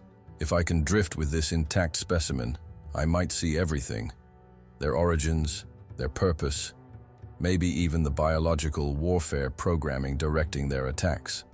His frantic preparations took on greater urgency as Gottlieb's monitoring equipment detected increased seismic activity around the breach, suggesting imminent emergence of new kaiju, possibly before the Jaeger strike team could deploy. The mathematical models predicted something unprecedented. Signatures suggesting Category 5 classification, a theoretical designation never before encountered. With humanity's survival hanging by an increasingly frayed thread, Geisler connected his neural drift apparatus to the pulsing secondary brain, ignoring both safety protocols and his colleagues' desperate objections. Sometimes the only way forward is through the eye of the monster, he declared before activating the system, his consciousness suddenly hurtling across dimensional boundaries into alien perception. The neural drift with the intact kaiju brain nearly killed him. When Gottlieb found Newton convulsing on the laboratory floor, blood streaming from his nose and ears as the neural interface equipment sparked dangerously, he expected to be documenting another casualty of the war. Yet somehow Geisler survived, his consciousness returning to his body with information so critical that he could barely articulate it through damaged neural pathways. "The breach," he gasped as Gottlieb helped him to a chair. "It's a tunnel, not just a portal, and it runs both ways." The implications crystallized as his neural functions stabilized. Previous attempts to collapse the dimensional rift had failed because humans fundamentally misunderstood its nature. The breach wasn't merely an opening between dimensions, but a constructed passage maintained by advanced technology on the precursor's side, designed specifically to allow their biological weapons to enter Earth's dimension while preventing unwanted intrusion in the opposite direction. More significantly, Geisler had glimpsed the alien precursors themselves, tripedal beings with specialized appendages devoted to technological and biological engineering, operating in an atmosphere rich in ammonia and sulfur compounds toxic to Earth life. "They're terraforming," he realized with horror. "The kaiju aren't just weapons, they're living environmental processors. Each one that dies releases compounds that gradually alter our atmosphere to make it compatible with precursor biology. They're not just invading, they're transforming our world into their colony." Hermann Gottlieb's initial skepticism transformed to horrified fascination as Newton projected his drift memories onto the laboratory's holographic display. The images were fragmented but revelatory, vast industrial complexes where kaiju were manufactured rather than born, their biological structures engineered for specific tactical warfare applications against human defenses. Most disturbingly, Geisler had glimpsed what appeared to be an assembly line for specimens far larger than any previously encountered, their biological warfare capabilities exponentially more destructive. "They're learning from each encounter," he explained, pointing to structures clearly inspired by Jaeger weaponry but incorporated into kaiju anatomy. "Every battle provides them with data to improve the next generation." But perhaps the most crucial discovery concerned the breach itself. Geisler had perceived a biological component to its operation, a recognition system that permitted only entities containing specific genetic markers to pass through from the alien dimension to Earth. "That's why our missiles either bounce off or pass through without effect," he realized. "The breach only fully opens in response to kaiju DNA. It's genetically keyed to their biological signatures." This revelation transformed the parameters of the planned nuclear strike. Without kaiju biological material accompanying the payload, the dimensional rift would remain impermeable to human technology, rendering the entire operation futile. The classified mission would need immediate modification before the Jaegers deployed. When Geisler and Gottlieb burst into Marshal Pentecost's final briefing, their uncharacteristic alliance immediately signaled the significance of their discovery. Pentecost paused the tactical review, recognizing the wild-eyed urgency in Newton's expression. "You can't detonate anything inside the breach without a kaiju host to trick the recognition system," the biologist blurted, his speech still affected by neural drift after effects. "It's genetically coded to their DNA. That's why previous attempts failed." Herman, typically dismissive of his colleagues' theories, now provided crucial validation. "Marshal, Dr. Geisler has compelling evidence. The breach only opens fully in response to the kaiju's specific biological signature." As they outline the technological advancement behind the Dimensional Rift's operation, the implications for the nuclear delivery mission became clear. The Jaegers wouldn't merely need to escort the bomb to the breach, but would need to physically attach it to a kaiju, either using the creature's corpse as a delivery mechanism or forcing a living specimen back through the portal while carrying the device. Chuck Hansen, analyzing the tactical complications this created, voiced what all were thinking. "So instead of avoiding kaiju during our approach, we need to deliberately engage and capture one." Pentecost's expression remained impassive as he processed this fundamental shift in mission parameters. But Herc Hansen recognized the almost imperceptible tension in his old friend's posture. Every adjustment increased the already overwhelming odds against success in humanity's final stand against the monsters emerging from the abyss. While the Rangers assimilated this new intelligence, Gottlieb revealed the second critical discovery from their research. "I've been analyzing the increasing frequency of breach events, correlating with their intensity. Based on current patterns, I project the next emergence will produce unprecedented specimens, what we would classify as Category 5. Theoretical models of such entities had existed in K-science databases for years, but most researchers considered them worst-case scenarios rather than imminent threats. The holographic projection Gottlieb displayed showed a kaiju nearly twice the mass of the largest Category 4, with biological adaptations specifically evolved to counter Jaeger vulnerabilities identified in previous encounters.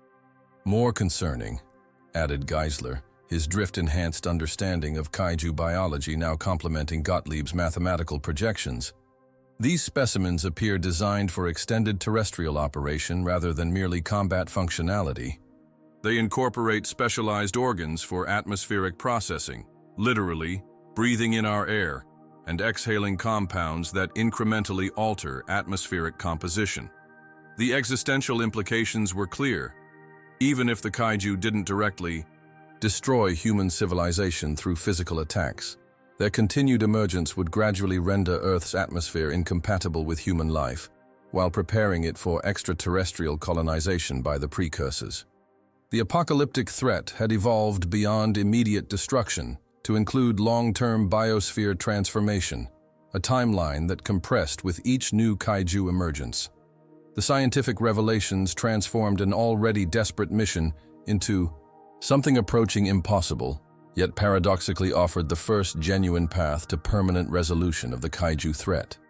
Previous nuclear strikes against the breach had been fundamentally misguided, attacking a symptom rather than the cause and failing to recognize the biological component of the dimensional rift's operation. Now, with understanding of both the genetic key required for breach access and the technological underpinnings of its construction, a precisely delivered thermonuclear device could potentially collapse the interdimensional corridor permanently.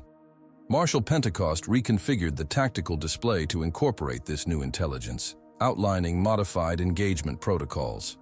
"Striker Eureka will still carry the primary payload," he stated, "but mission parameters now include capturing a kaiju for use as a biological key to access the breach." The practical challenges this presented were enormous. Jaegers were designed to kill kaiju, not subdue and control them. Even assuming successful capture, transporting a struggling kaiju to the breach depth while maintaining control of both creature and payload seemed nearly impossible. Yet as strategic combat planners watched the precursor manufacturing facilities from Geisler's drift memories, the necessity of success became even clearer. The assembly lines visible in those fragmented images were producing kaiju at accelerating rates, preparing specimens of unprecedented size and capability for imminent deployment. Humanity's survival now depended not merely on courage, but on integrating this crucial scientific discovery about their enemy into an already desperate plan. As final preparations for the assault on the breach continued, Geisler approached Raleigh and Mako with information specifically relevant to Gypsy Danger's role in the operation. "Your Jaeger has a unique advantage we never fully appreciated until now," he explained, highlighting schematics of the Mark III's nuclear reactor. Unlike newer models powered by digital systems vulnerable to kaiju electromagnetic pulse attacks, Gypsy operated on analog nuclear technology, effectively a walking nuclear reactor with minimal electronic components susceptible to disruption. "If Stryker's payload fails to deliver," Newton continued with uncharacteristic solemnity, "Gypsy's nuclear heart could serve as a last resort detonation device. Theoretically, overloading your reactor inside the breach while attached to kaiju, biological material could trigger sufficient energy release to collapse the dimensional corridor." Raleigh and Mako exchanged glances, recognizing this contingency plan for what it was, a suicide option should all else fail. Yet both Rangers understood the stakes. If the breach remained open, Gottlieb's projections showed kaiju emergence, accelerating beyond any possible defense, culminating in atmospheric composition changes that would render Earth uninhabitable for humans within approximately 1 year. As Mako calibrated Gypsy's systems to accommodate potential reactor overload procedures, Raleigh reflected on how far they'd come in understanding their enemy. From mysterious monsters emerging from an unexplained dimensional rift, to biological weapons deployed in a calculated extraterrestrial colonization strategy directed by precursor beings whose technological advancement included the ability to engineer living weapons and create stable interdimensional corridors. This crucial scientific discovery about kaijus had transformed not only their tactical approach, but their fundamental conception of the threat facing humanity. No longer random attacks, but a coordinated invasion that required equally coordinated response. As the Shatterdome prepared for deployment, the weight of this knowledge settled on each Ranger's shoulders. They weren't merely fighting monsters, but opposing an intelligent alien civilization determined to claim Earth for colonization, with the breach itself representing not merely a portal, but the advanced technological spearhead of an invasion force poised to overrun their world. Hong Kong's midnight skyline glittered with the artificial constellations of a city that never truly slept, its inhabitants having grown accustomed to the constant state of emergency that defined life in Pacific Rim metropolises. Storm clouds gathered ominously over Victoria Harbor as Loxent's monitoring systems detected the telltale seismic disturbances that preceded kaiju emergence.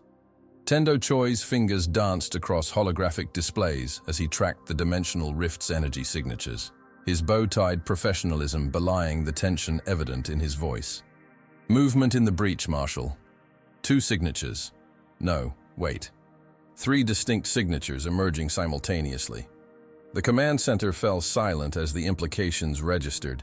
Never before had multiple Category 4 kaiju emerged in a single event.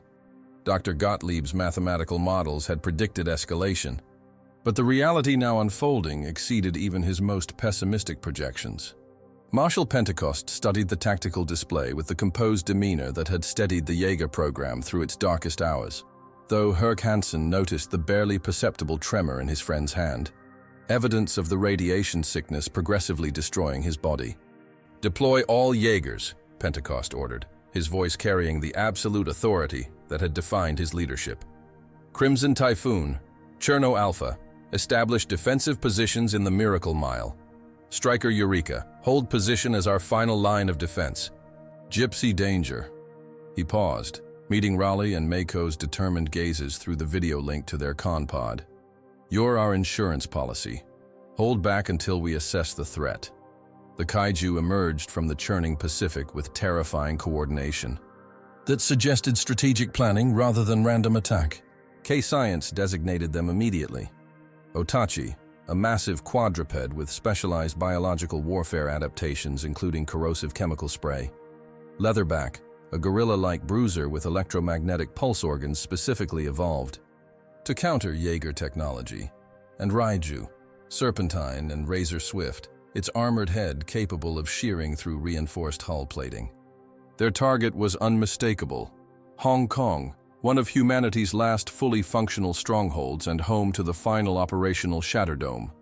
Through rain-lashed darkness, Crimson Typhoon advanced to engage Otachi, the Wei triplets' neural interface, enabling their Jaeger's unique three-armed combat style with fluid precision. Cherno Alpha, piloted by the veteran Kaidanovsky couple, moved to intercept Leatherback, the Russian Jaeger's massive nuclear-powered frame designed for brute force encounters.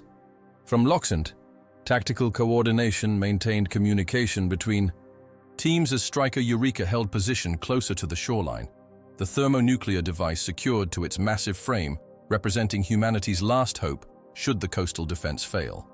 Within Gypsy Danger's conpod, Raleigh and Mako monitored the unfolding battle through shared consciousness, their neural drift connection allowing instantaneous assessment of tactical developments without need for verbal communication. Both recognized the unprecedented coordination displayed by the kaiju. These weren't mindless beasts, but engineered weapons executing a coherent strategic combat plan directed by the alien precursors. Crimson Typhoon initially gained advantage against Otachi, the Wei triplets' innovative three-pilot system, allowing complex attack sequences impossible for standard Jaegers. Their signature thundercloud formation deployed the Chinese Jaegers multiple extremities in synchronized assault that drove Otachi backward through shallow harbor waters. Yet as Loxent personnel began to cautiously celebrate this early success, Dr. Gottlieb noticed disturbing patterns in the kaiju's retreat. "They're not fighting at full capacity," he warned, studying biosignature readings. "Their movements suggest tactical positioning rather than defensive response." His assessment proved tragically accurate as Otachi suddenly revealed concealed anatomical features. Specialized throat sacs expanded to project corrosive fluid that compromised Crimson's primary sensor arrays. As the triplets struggled to maintain operational control, Otachi demonstrated unprecedented adaptation, a prehensile tail unfurling to grip the Jaeger's conpod. Loxent audio feeds captured the Wei brothers' final communications as the kaiju systematically dismantled their once proud machine with surgical precision. Marshal Pentecost's expression remained impassive as Crimson's vital signs flatlined, but his knuckles whitened around the command console. "Cherno Alpha, disengage from Leatherback and provide assistance to Crimson immediately," he ordered, recognizing the coordinated threat these specimens represented. Before the Russian Jaeger could respond, Leatherback revealed its own specialized biological adaptation, an electromagnetic pulse organ that discharged with catastrophic effect. The EMP blast from Leatherback radiated outward, temporarily disabling electronic systems across Hong Kong's waterfront and completely shutting down Cherno Alpha's digital operational systems. The Russian Jaeger froze mid-motion, suddenly vulnerable, as both kaiju converged upon it with coordinated attack patterns that suggested shared tactical intelligence. Inside Loxent, emergency generators activated to restore critical monitoring capabilities. As Herc Hansen urgently reported, Stryker's digital systems are offline from the EMP. "We're completely deaf and blind out here." The devastating implications became immediately clear. Both frontline Jaegers had been neutralized in less than 10 minutes, with Striker Eureka, humanity's most advanced defensive weapon and carrier of the thermonuclear device, temporarily incapacitated. As technicians scrambled to assess the electromagnetic damage parameters, Newton Geisler burst into the command center, still analyzing data from his kaiju neural drift. "The precursors are directing this attack specifically to prevent our breach assault," he reported frantically. "These kaiju were engineered with adaptations designed to counter each Jaeger's specific capabilities. They know our plan." Marshal Pentecost absorbed this intelligence with characteristic composure before turning to the one option remaining. "Gypsy Danger," he communicated to the conpod where Raleigh and Mako maintained neural handshake connection. "Your analog nuclear systems are unaffected by the EMP. You're our only operational Jaeger. Get moving. Now, Gypsy Danger's deployment into Hong Kong harbor represented humanity's last line of defense against coordinated kaiju attack. Through their neural interface, Raleigh experienced Mako's emotional response to witnessing Crimson Typhoon's destruction. Her training companion Wei triplets had been close friends during her years at the Jaeger Academy. Yet professional discipline immediately channeled this emotion into focused combat readiness, their shared consciousness directing the massive nuclear-powered machine through churning waters toward the ongoing destruction of Cherno Alpha. The Russian Jaeger was being systematically dismantled by coordinated assault, Otachi and Leatherback demonstrating unprecedented tactical warfare techniques as they targeted critical structural vulnerabilities. Mako and Raleigh's shared tactical assessment flowed through neural pathways without need for verbalization. They would engage Leatherback first, exploiting the brief recharge period following its electromagnetic pulse discharge. Gypsy's nuclear reactor powered the Jaeger's massive legs through acceleration beyond standard operational parameters, closing distance with unexpected speed as plasma caster systems charged for engagement. Leatherback registered the approaching threat too late, turning from Cherno's broken frame to meet Gypsy's ambush attack. The first plasma burst caught the kaiju directly in its primary sensory cluster, disorienting specialized threat assessment organs and allowing Gypsy to close to grappling range, where the Jaeger's superior mechanical strength provided tactical advantage against even the massive Category 4 specimen. The battle between Gypsy Danger and Leatherback unfolded as a brutal demonstration of the Jaeger's analog technological advantages. Unaffected by the electromagnetic disruption that had neutralized its counterparts, the Mark III delivered devastating, chainsword strikes that penetrated the kaiju's armored hide. Through their neural drift connection, Raleigh and Mako operated with synchronized precision that belied their relatively brief partnership, anticipating the creature's movements and countering with combat techniques drawn from both pilots' experience. When Leatherback attempted to engage specialized EMP organs for secondary discharge, Gypsy's plasma caster fired directly into the biological generation chambers, triggering catastrophic feedback that ruptured the kaiju's internal systems.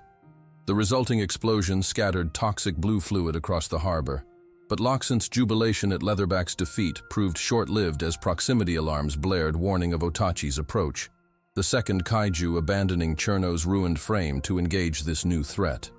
Through rain-slicked darkness, Mako spotted a crucial tactical opening, directing Gypsy's systems to reconfigure the plasma caster into precision cutting mode. With surgical accuracy impossible without the neural interface's enhanced perception, they severed Leatherback's head completely from its massive body, ensuring the creature could not regenerate even minimal functionality. A lesson learned from previous encounters where apparently neutralized kaiju had suddenly reanimated with devastating consequences. Before Gypsy could fully disengage from Leatherback's corpse, Otachi launched its attack with unprecedented aggression. The quadruped kaiju revealed yet another specialized adaptation, massive wings unfurling from previously concealed dorsal chambers, allowing it to seize Gypsy Danger and lift the Jaeger completely from harbor waters. As the mechanical giant was carried skyward through storm clouds, Loxant tracking systems registered alarming altitude increases. "They're approaching stratospheric boundaries," warned Tendo Choi, monitoring oxygen levels in Gypsy's conpod, as external pressurization systems struggled to compensate for rapid ascent. Through neural connection, Raleigh accessed memories from his brother's engineering expertise, identifying the critical stress points in Otachi's wing structures. As atmospheric drag increased with altitude, Gypsy deployed its chain sword directly through the membranous tissue, shearing through biological support structures that collapsed under combined gravitational and aerodynamic pressures. The resulting freefall threatened catastrophic damage to both Jaeger and the urban infrastructure below, but Mako's exceptional simulator training provided the solution, reconfiguring cooling vents to function as makeshift aerodynamic control surfaces that marginally stabilized their descent. The impact still devastated several city blocks upon landing, but Gypsy's structural integrity remained sufficient for continued combat operations as Otachi recovered with disconcerting speed, revealing its most devastating adaptation, a secondary jaw structure containing a prehensile appendage, clearly designed to extract Jaeger pilots from conpods. The urban battlefield transformed the engagement parameters as Gypsy and Otachi crashed through commercial districts, their titanic struggle demolishing structures designed for human scale. Civilian evacuation protocols had cleared immediate combat zones, but secondary damage spread outward with each thunderous impact. Through their neural interface, Raleigh and Mako simultaneously recognized that conventional Jaeger weaponry risked unacceptable collateral damage in this environment. With wordless coordination, they implemented unorthodox tactical warfare, seizing a massive cargo ship from the harbor edge and wielding it as an improvised club against Otachi's armored skull. The impact disoriented the kaiju long enough for Gypsy to advance to grappling range, engaging in the close-quarters combat that maximized the Jaeger's mechanical advantages while minimizing potential civilian casualties. When Otachi deployed its corrosive spray attack, targeting Gypsy's visual sensors, Mako's quick thinking reconfigured coolant release systems to neutralize the acidic compound before it could compromise critical systems. The battle reached its climax as the kaiju's prehensile tail wrapped around Gypsy's nuclear reactor housing, threatening to breach containment and trigger catastrophic radiation release across Hong Kong. In that crucial moment, Raleigh and Mako achieved perfect neural synchronization, their shared consciousness directing Gypsy's remaining chainsword through precise trajectory that severed the appendage before redeploying directly through Otachi's secondary brain cluster. The Category 4 Kaiju collapsed amid destroyed infrastructure, its toxic blood spreading in pools that necessitated immediate containment protocols from hazmat teams already deploying from emergency response staging areas. As Gypsy Danger stood, triumphant amid Hong Kong's shattered skyline, lock-scent monitoring systems detected Raiju, the third kaiju, retreating toward deeper waters rather than continuing engagement. Marshal Pentecost recognized the strategic implications immediately. "It's heading back toward the breach," he observed as tracking algorithms projected the creature's trajectory. "They know our plan to seal the dimensional rift, and they're warning the precursors." The moment represented both crisis and opportunity. With 2 Category 4 kaiju neutralized, but significant damage to 3 of 4 Jaegers, the strategic combat equation had fundamentally changed. Initial tactical parameters had assumed coordinated 4 Jaeger assault on the breach, but now only Gypsy remained fully operational, with Striker Eureka's systems gradually recovering from electromagnetic disruption, but Cherno Alpha and Crimson Typhoon completely destroyed with all pilots lost. Herc Hansen voiced the critical question as emergency services worked to contain damage across Hong Kong's waterfront. "Do we abort the mission, sir? Wait for repairs and reinforcements?" Pentecost's response betrayed no hesitation, despite the overwhelming odds now facing them. "There are no reinforcements," he reminded them with characteristic gravity. "Everything we have is here in this room. If we wait, Dr. Gottlieb's models show additional emergencies within 48 hours, likely Category 5 specimens specifically designed to counter our remaining capabilities." The Marshal's decision crystallized as Gypsy Danger returned to the Shatterdome for emergency repairs.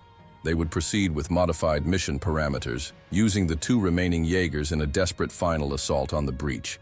With Raiju retreating to potentially alert the precursors to their intentions, the timetable compressed to immediate deployment once Gypsy's battle damage could be sufficiently addressed. The fate of humanity now rested with a Mark III Jaeger that had once been consigned to obsolescence, but whose unique nuclear reactor and analog systems had proven unexpectedly crucial in humanity's desperate final stand against the monsters emerging from the abyss beneath the Pacific. The Hong Kong Shatterdome transformed into a hive of desperate activity as technical crews worked feverishly to prepare the 2 surviving Jaegers for immediate deployment. Gypsy Danger's battle damage from the urban engagement with Otachi required critical repairs, hydraulic systems compromised by corrosive fluid attacks, armor plating sheared away during the stratospheric freefall, and power distribution networks strained beyond standard operational parameters. Meanwhile, Striker Eureka's systems gradually recovered from Leatherback's electromagnetic pulse attack, though diagnostic routines still identified intermittent failures in targeting and navigation subsystems. Marshal Stacker Pentecost stood in Loxent's central command platform, reviewing holographic projections of the breach and surrounding seafloor topography. The dimensional rift pulsed with increased energy signatures that Dr. Gottlieb's instruments struggled to properly quantify, suggesting unprecedented activity on the precursor side of the interdimensional corridor. Time estimate to additional. Emergence? Pentecost asked, his voice betraying none of the pain evident in his increasingly pallid complexion. Gottlieb consulted his calculations before responding with characteristic precision. 8 hours, 14 minutes with 97% confidence interval. And Marshall. He hesitated, uncharacteristically reluctant to deliver his complete assessment. Energy signatures suggest multiple Category V specimens in final preparation stages. If they emerge, none of our existing Jaeger technologies will be sufficient for effective engagement. The modified assault plan took shape as the remaining Rangers gathered for final briefing. With Crimson Typhoon and Cherno Alpha destroyed, along with their pilots, the operation now depended entirely on Striker Eureka and Gypsy Danger, the former carrying the thermonuclear device designed to collapse the breach, the latter providing escort and backup capability. Herc Hansen, his arm freshly broken during Hong Kong's evacuation procedures, stood with evident frustration as Pentecost outlined command reassignments. Due to your injury, Ranger Hansen, you'll coordinate the operation from Loxent. I'll pilot. Striker alongside your son. Chuck Hansen's surprise matched his father's, though for entirely different reasons. Sir, with respect, your radiation exposure levels, he began, before Pentecost's raised hand silenced further objection. My condition is not relevant to this mission, the Marshal stated with finality. Raleigh recognized the implications immediately. Pentecost didn't expect to return from the breach assault. The modified tactical approach incorporated Dr. Geisler's crucial discovery about the dimensional rift's biological recognition system. They would need to physically attach the thermonuclear device to kaiju tissue to trick the breach into opening fully for detonation. Raiju is returning to the breach, Pentecost continued, indicating tracking projections. We'll intercept and use its biological signature as our key to access the interdimensional corridor. Timing will be critical. We must detonate the payload at precisely the moment of full dimensional aperture. Mako Mori found Marshal Pentecost alone in the drive suit room after the briefing, the aging Ranger contemplating the battle armor he hadn't worn since radiation sickness had forced his retirement from active duty. Despite her typical reserve, emotion overwhelmed composure as she confronted the man who had raised her from childhood. "This is a suicide mission for you," she stated in Japanese, her voice barely steady. "Your exposure levels can't withstand another neural drift, especially with the breach's radiation output." Pentecost's response carried the gentle tone he reserved solely for his adopted daughter, so different from his usual military precision.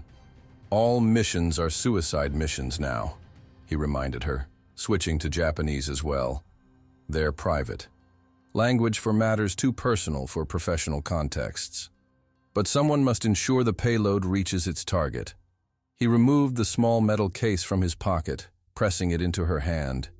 Inside, a tarnished pocket watch and faded photograph, representing the only personal possessions he'd maintained through decades of military service. When she refused to accept these tokens of final farewell, her composure finally breaking, Pentecost embraced her with rare emotional openness. "You've always been my greatest achievement," he told her. "Not the Jaeger program, not my military service, you, Mako, the girl who feared everything but did it anyway." As technicians entered to begin the drive suit application process, they separated, Ranger and Marshal once more, rather than father and daughter. His final instructions carried both command authority and personal plea. "Protect Gypsy. She's nuclear. Analog. The only defense we'll have if Striker fails. Promise me you'll complete the mission, whatever happens." The deployment sequence commenced with grim efficiency, transport helicopters lifting both massive Jaegers from the Shatterdome landing pad into storm-darkened skies. Within Striker Eureka's con pod, Chuck Hansen cast sidelong glances at Marshall. Pentecost as neural handshake protocols initiated, uncomfortable with the prospect of drift-sharing consciousness with the formidable commander. "You don't need to worry," Pentecost remarked with unexpected understanding. "I won't chase the rabbit or latch onto memories. the drift is silence. As neural connection established, Chuck experienced the truth behind these words. Unlike typical drift experiences filled with flowing memories and emotional resonance, Pentecost's mind presented ordered discipline so complete it resembled a fortress, only mission-relevant information permitted through carefully maintained barriers. Simultaneously, Gypsy Danger's pilots established their own neural interface, Raleigh and Mako achieving synchronization depth that Loxant monitors registered with surprise. Their shared consciousness now included Hong Kong combat experiences, strengthening predictive response capabilities and tactical coordination. As both Jaegers were dropped at designated coordinates approximately 2 miles from the breach location, underwater sensory arrays activated to navigate the abyssal darkness. Enormous pressure at this depth compressed hull plating, creating ominous groaning sounds throughout both mechanical giants as they established defensive formation on the ocean floor and began methodical advance toward the dimensional rift, Gypsy's nuclear reactor illuminating the surrounding seafloor with eerie blue radiance. The underwater environment transformed combat parameters significantly, water resistance reducing movement speed while providing natural cooling for overtaxed mechanical systems. Both Jaegers adapted movement protocols accordingly, compensating for hydrodynamic forces as they navigated topographical features of the abyssal plain. Through Gypsy's external sensors, Raleigh and Mako observed the altered landscape surrounding the breach. Once barren seafloor now displayed disturbing biological contamination, with kaiju tissue and secretions spreading in patterns suggesting deliberate environmental engineering. Dr. Geisler's hypothesis about atmospheric terraforming extended to oceanic chemistry as well, with specialized kaiju compounds gradually altering deep-sea conditions to match precursor environmental requirements. As they approached the outer perimeter of this contamination zone, Loxant alerts suddenly blared warning. Raiju had changed course, accelerating back toward their position rather than continuing to the breach. Tactical assessment suggests it detected your approach, reported Tendo Choi through comm systems. 2 additional signatures emerging from the breach, confirmation on Category 4 classification for both. Marshal Pentecost's response betrayed no concern despite this complication to mission parameters. Proceed as planned. We'll use Raiju as our key to access the breach.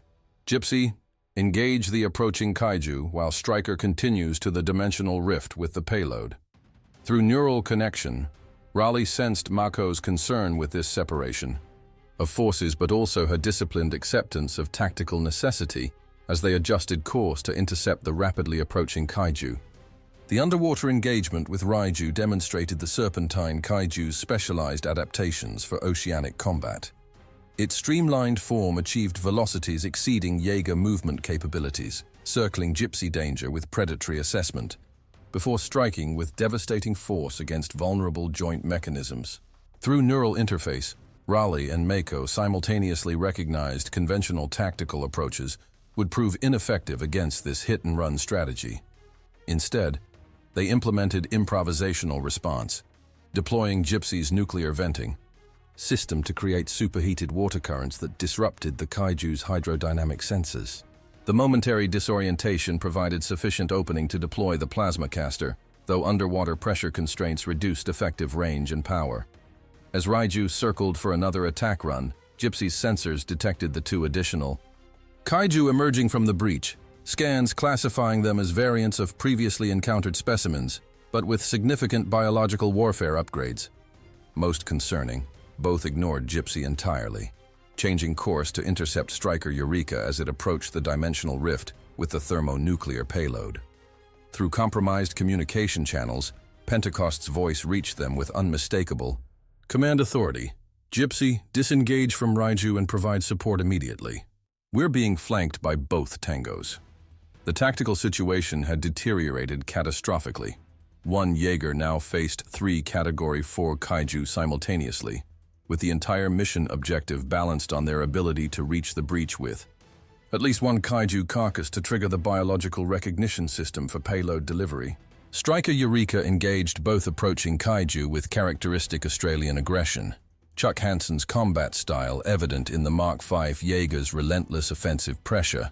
despite Pentecost's typically more measured tactical approach. Anti-kaiju missiles deployed from shoulder-mounted launcher arrays, creating localized underwater detonations that temporarily disoriented both creatures. However, the engagement revealed disturbing adaptations in both specimens. Scunner, A.T., crab-like entity with reinforced pincers capable of shearing through Jaeger armor plating, and Slattern, a massive specimen with size and mass exceeding all previously encountered kaiju. As Gypsy Danger disengaged from Raiju to provide support, their external sensors recorded a chilling display of strategic combat coordination among the three kaiju. Raiju accelerating to flank Gypsy while Scunner and Slattern executed pincer movement against Striker, systematically isolating both Jaegers from effective mutual support position. Through neural drift, Mako accessed tactical warfare training from her years under Pentecost's tutelage, recognizing the pattern. This isn't random attack behavior. They're implementing actual military containment strategies. Raleigh's combat experience complemented her assessment. They're protecting the breach, specifically targeting Striker because they've identified the thermonuclear payload. This confirmed Newton Geisler's most disturbing hypothesis. The precursors actively monitored kaiju engagements, providing real-time tactical direction through some form of biological transmission system incorporated into the creature's dual brain structure. The coordinated kaiju assault reached critical phase as Slattern, the largest, clearly functioning as tactical commander, momentarily retreated before unleashing previously unobserved biological weaponry. Specialized tail structures generating localized pressure waves that damaged Striker's already compromised electronic systems. Simultaneously, Scunner executed precision strikes against the Australian Jaeger's knee actuators, compromising mobility while Raiju continued harassment attacks against Gypsy Danger, preventing effective support response. Within Striker's conpod, Marshal Pentecost made the command decision that would define humanity's final stand against extraterrestrial colonization. Loxant, we're initiating the payload. His voice transmitted with absolute clarity, despite communication degradation. Chuck Hansen's objection was immediate. Marshal, we're still outside effective range of the breach. Pentecost's response carried the weight of decades commanding humanity's defense against apocalyptic threat. Rangers, listen carefully. You need a kaiju to access the breach, but the payload can still eliminate these three specimens, clearing your path. Gypsy has nuclear capability. You can reach the breach with Slattern's carcass and detonate your reactor core. The implications crystallized with terrible clarity.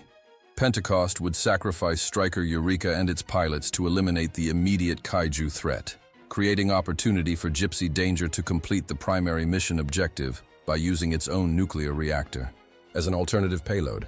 As Pentecost initiated manual detonation protocols for Striker's thermonuclear device, his final transmission reached not just Loxant but Mako specifically.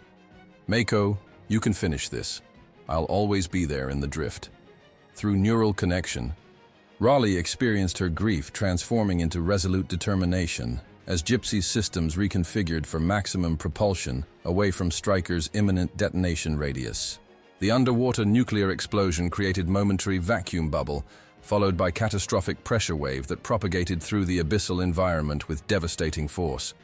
Gypsy's external sensors recorded the obliteration of Raiju and Scunner, while Slattern, though grievously wounded, survived by virtue of distance and specialized biological adaptations.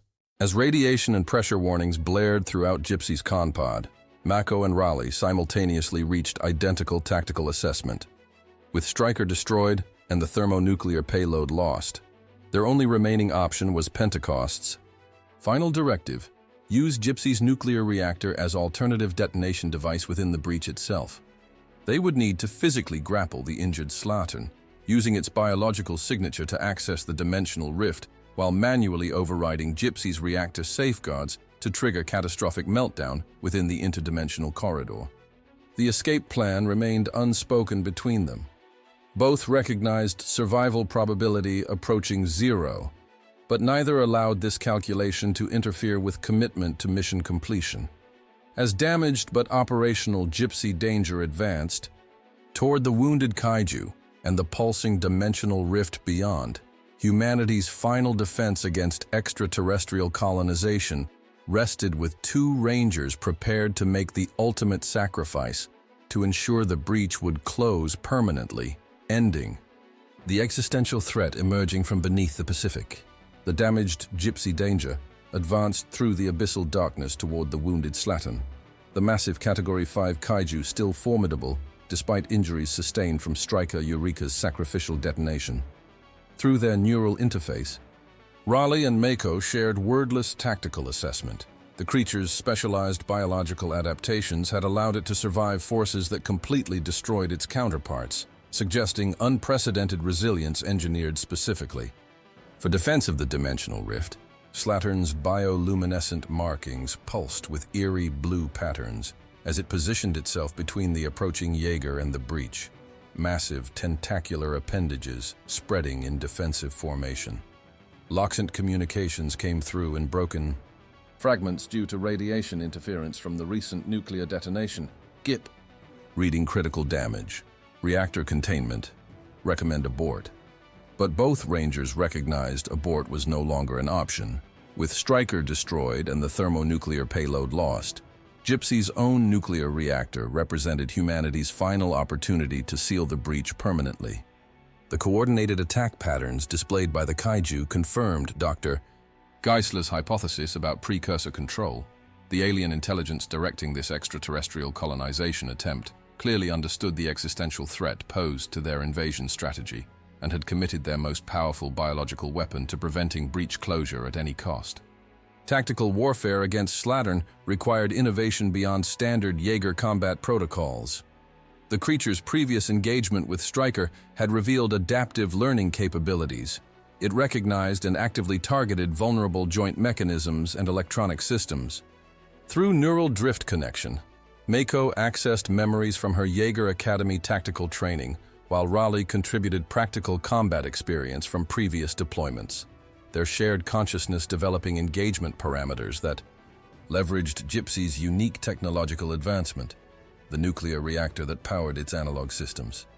Rather than engaging primary weapons that Slattern would anticipate, they reconfigured coolant venting systems to project superheated plasma directly from reactor shielding, creating localized underwater temperature differentials that disoriented the kaiju's specialized sensory organs. The momentary advantage allowed Gypsy to close distance with unexpected acceleration, Chainsword deploying through the creature's primary defensive appendages before it could re-establish tactical positioning. Blue toxin clouds bloomed through dark water as Raleigh and Mako maintained offensive pressure, recognizing their only path to mission completion required physical contact with the kaiju. They needed Slattern's biological signature to access the breach while carrying Gypsy's nuclear heart as impromptu detonation device. The battle approached critical phase as warning systems throughout Gypsy's conpod indicated structural integrity compromises from both combat damage and extreme depth pressure. Oxygen reserves dropped toward minimum operational requirements, while reactor containment showed stress fractures from tactical overload during engagement. Through their neural connection, both Rangers simultaneously reached identical conclusion. Conventional victory against Slattern was impossible given current damage parameters. They needed alternative approach to complete primary mission objective. Mako's strategic insight provided the solution, drawing on childhood observations of martial arts principles, where superior opponents could be defeated by redirecting their own force. Instead of attempting to subdue Slattern entirely, they would manipulate its defensive responses to propel both Jaeger and kaiju toward the breach. Rayleigh's practical combat experience complemented this approach with specific tactical implementation, disabling rather than destroying the creature's primary locomotion systems, while maintaining sufficient biological functions to trigger the dimensional rift's recognition protocols. With wordless synchronization achieved through perfect neural drift compatibility, they executed this modified strategy. Gypsy's remaining operational plasma caster deployed not against vital organs, but precisely targeting specialized musculature that controlled Slattern's powerful tail structures. The wounded kaiju reacted with predictable defensive response, massive tail appendages instinctively wrapping around Gypsy's frame to neutralize the perceived threat, exactly as the Rangers had anticipated. With mechanical limbs locked in grappling, Position around Slatin's primary torso, Gypsy's nuclear reactor engaged maximum power output to their remaining propulsion systems, driving both Jaeger and entangled kaiju directly toward the pulsing dimensional rift. Loxant's fragmented transmissions reflected their horrified understanding of this kamikaze approach. Rangers, your oxygen levels, escape pod protocols, abort mission immediately. But within Gypsy's con pod, Raleigh and Mako maintained absolute focus on mission parameters, internal displays confirming approach vector toward the breach, while external sensors detected increased energy signatures as the dimensional rift registered Slatin's biological markers. The alien technology maintaining this interdimensional corridor responded as Dr. Geisler had predicted. Specialized energy fields that had previously rejected human technology now reconfigured to permit passage based on the kaiju's genetic signature. As Gypsy crossed this critical threshold with Slattern still entangled in mechanical embrace, both Rangers experienced momentary sensory distortion, their neural interface suddenly detecting environmental parameters beyond standard physical dimensions as they entered the space between worlds. The breach interior defied conventional physical description, a twisting corridor of energy patterns connecting dimensions separated by cosmic principles beyond human scientific understanding. Through damaged external sensors, Raleigh and Mako glimpsed fragments of the world beyond, massive industrial complexes where countless kaiju in various developmental stages were being prepared for deployment, confirming their worst fears about the Precursor's invasion timeline accelerating beyond sustainable defense capabilities. More disturbingly, they observed the alien precursors themselves, tripedal entities with specialized appendages devoted to technological manipulation, operating in environmental conditions that would prove immediately fatal to human biology. The glimpse lasted mere seconds before breach transit completed, depositing Gypsy Danger and the mortally wounded Slattern into the staging area directly preceding the dimensional corridor's alien terminus. Loxant communication had completely failed now, the Rangers isolated in this alien environment with oxygen reserves approaching critical minimum. The moment had arrived for the final component of their desperate plan, manually overriding Gypsy's nuclear reactor safeguards to trigger catastrophic meltdown within the interdimensional corridor. The resulting energy release would collapse. The breach permanently from within, accomplishing what external attacks had consistently failed to achieve throughout the long war against extraterrestrial colonization. Within the conpod, emergency lighting cast red shadows across control interfaces as life support systems diverted remaining power to critical functions. Through neural connection, Raleigh sensed Mako's absolute commitment to mission completion, regardless of personal survival cost. Her promise to Pentecost manifesting as unshakable resolve despite the impossible circumstances surrounding them. Yet his combat experience recognized one critical reality she hadn't fully processed. Both pilots didn't need to remain for reactor override procedures. A single operator could initiate detonation sequence while the other attempted emergency escape through Gypsy's remaining functional pod. The neural drift made verbal communication unnecessary as he shared this assessment. Along with his decision, he would remain to ensure detonation while she returned to carry forward humanity's future after the breach was sealed. Mako's immediate rejection flowed through their connection with emotional force that transcended language, her counter-argument emerging not as words, but as shared determination born from personal history. She had watched Tokyo burn as a child, had dedicated her entire existence to this moment of potential victory against the monsters that had shaped her life's trajectory. She would not abandon this mission or her co-pilot. Their unspoken debate resolved through mutual recognition of mission priorities. The breach must close regardless of individual survival considerations, but humanity deserved every possible chance to preserve the knowledge and experience they had gained through terrible sacrifice. The compromise formed organically through shared consciousness. Raleigh would eject in the remaining functional escape pod after they jointly initiated detonation sequences with sufficient delay to ensure his clear passage back through the breach before final collapse.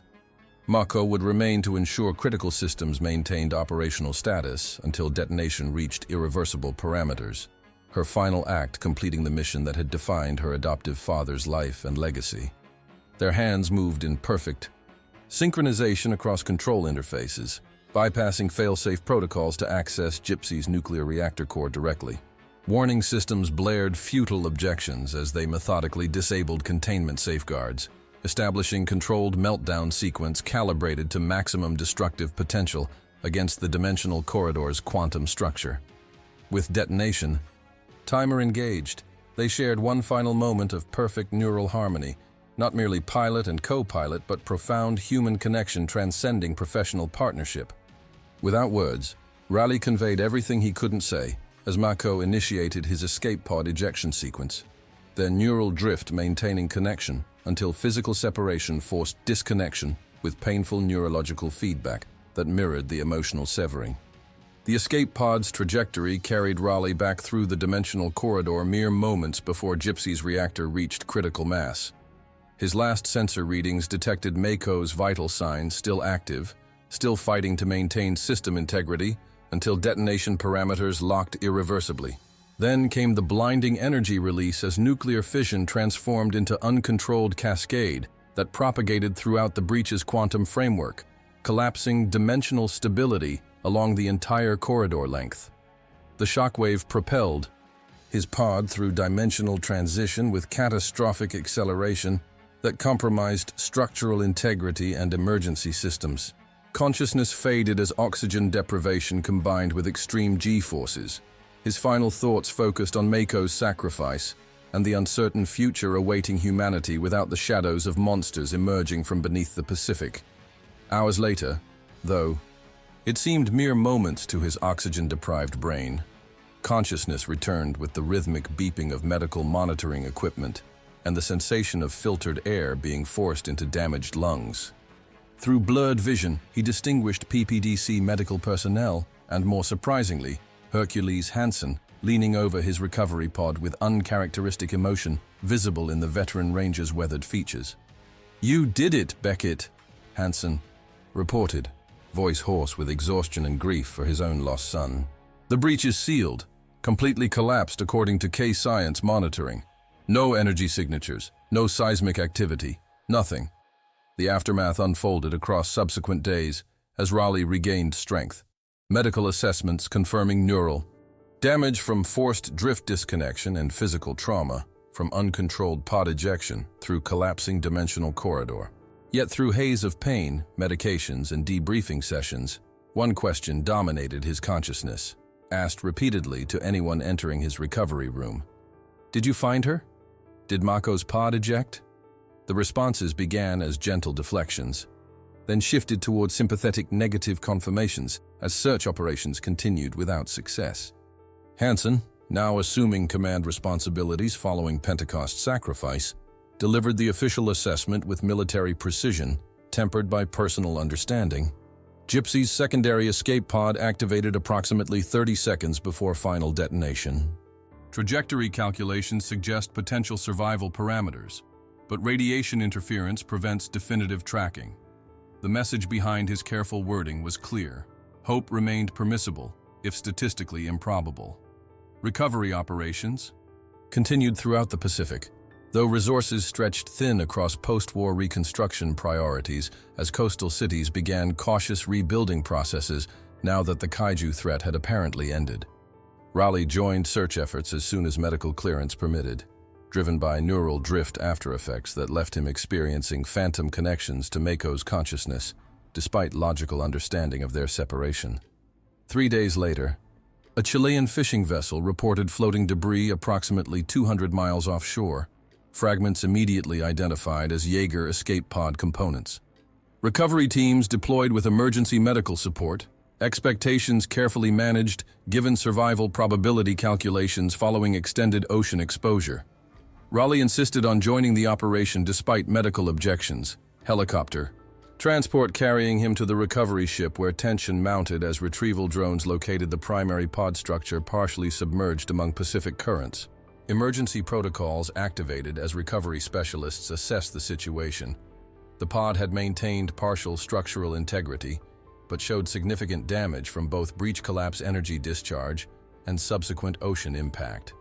Life support systems appeared compromised, with no external indication of functional status or occupant condition. As retrieval operations carefully raised the pod to ship deck, medical teams stood ready for immediate intervention, while Raleigh maintained position as close as crew restrictions permitted. The pod's manual emergency release required mechanical assistance due to structural warping, hydraulic systems engaging to gradually separate the sealed components protecting its occupant from Pacific waters. When the sealed environment finally opened to external atmosphere, medical personnel moved with practiced urgency, then paused with surprise clearly visible despite professional composure. Within the pod's confines, emergency oxygen mask, still, secured across her face, Makomori lay unconscious, but with vital signs registering within sustainable parameters on medical scanners. The global celebration that followed official confirmation of the breach closure transcended national boundaries and cultural differences that had defined pre-war human society.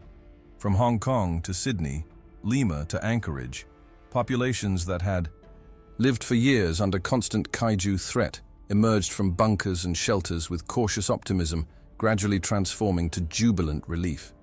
Memorial services honored those who had fallen, the Way triplets, the Kaidanovskis, Chuck Hansen, and Marshall Stacker Pentecost, among countless others who had dedicated lives to humanity's defense against extraterrestrial colonization. Jaeger program veterans found themselves elevated from military assets to cultural icons. Their sacrifices commemorated in everything from formal monuments to popular entertainment that transformed their struggles into somewhat sanitized narratives, more palatable to civilians who had experienced the war primarily through evacuation procedures and news reports. The K-Science Division, particularly Dr. Newton Geisler and Dr. Herman Gottlieb, received long overdue recognition for their contributions to understanding the enemy, their research into kaiju biology and breach physics, providing foundation for potential advancements in everything from medical applications to theoretical dimensional transit technology. The Shatterdome facilities, once representing humanity's last defensive strongholds, gradually transitioned toward research operations focused on reverse engineering salvaged kaiju and Jaeger technologies for peaceful applications. As physical recovery progressed, Raleigh and Mako faced the complex reality of post-war existence, their neural connections severed yet leaving permanent psychological imprints that defied conventional therapeutic approaches. No previous drift partners had experienced their specific circumstances, complete neural synchronization during extraordinary dimensional transit followed by traumatic disconnection and mutual survival against overwhelming probability calculations. Neural science specialists documented unprecedented patterns in their brain activity, suggesting fundamental changes to neural architecture resulting from their shared consciousness during critical mission phases. Yet beyond clinical observations lay the more profound human question they both navigated. Having experienced the absolute connection of the drift, how could conventional relationship parameters possibly provide adequate framework for their continued interaction? The answer emerged not through formal therapy protocols, but through quiet moments of shared understanding. Sitting together on Liberty Island overlooking the reconstruction efforts along Manhattan's damaged coastline, words unnecessary between two people who had experienced each other's consciousness so completely. Their post-war partnership developed organic parameters beyond traditional definitions, neither romantic nor merely professional, but something unique to their shared experience as the pilots who had closed the breach and ended humanity's longest and most devastating war against the monsters that had emerged from the dimensional rift beneath the Pacific. The question inevitably arose during United Nations recognition ceremonies. Was humanity truly safe or merely experiencing temporary reprieve from extraterrestrial colonization attempts? Dr. Gottlieb's mathematical models suggested the breach's complete structural collapse had severed all dimensional connection pathways, while Dr. Geisler's biological analysis confirmed cessation of all residual kaiju cell activity across remaining specimens, suggesting complete disconnection from whatever control mechanisms the precursors had maintained. Yet both scientists emphasized crucial caveats. The alien civilization had demonstrated technological advancement far beyond human capabilities, particularly in dimensional manipulation fields. While current evidence supported complete closure of this specific incursion route, The possibility remained that alternative approaches might eventually be developed, given the precursor's evident determination to claim Earth for colonization. This uncertainty shaped post-war recovery strategies, with significant resources directed toward advanced detection systems, monitoring deep ocean trenches, and other potential dimensional weak points. Jaeger technology development continued despite active deployment cessation, with particular focus on drift compatibility research that might allow future pilots to achieve neural interfaces with reduced physiological strain and improved operational efficiency should defensive measures become necessary again. Humanity celebrated victory while maintaining vigilance. The hard-earned wisdom of species that had faced extinction and survived through sacrifice, cooperation, and technological advancement against biological warfare deployed by alien precursors from beyond dimensional boundaries. As Pacific Coast reconstruction accelerated, Raleigh and Mako found unexpected purpose visiting communities rebuilding from years of kaiju devastation.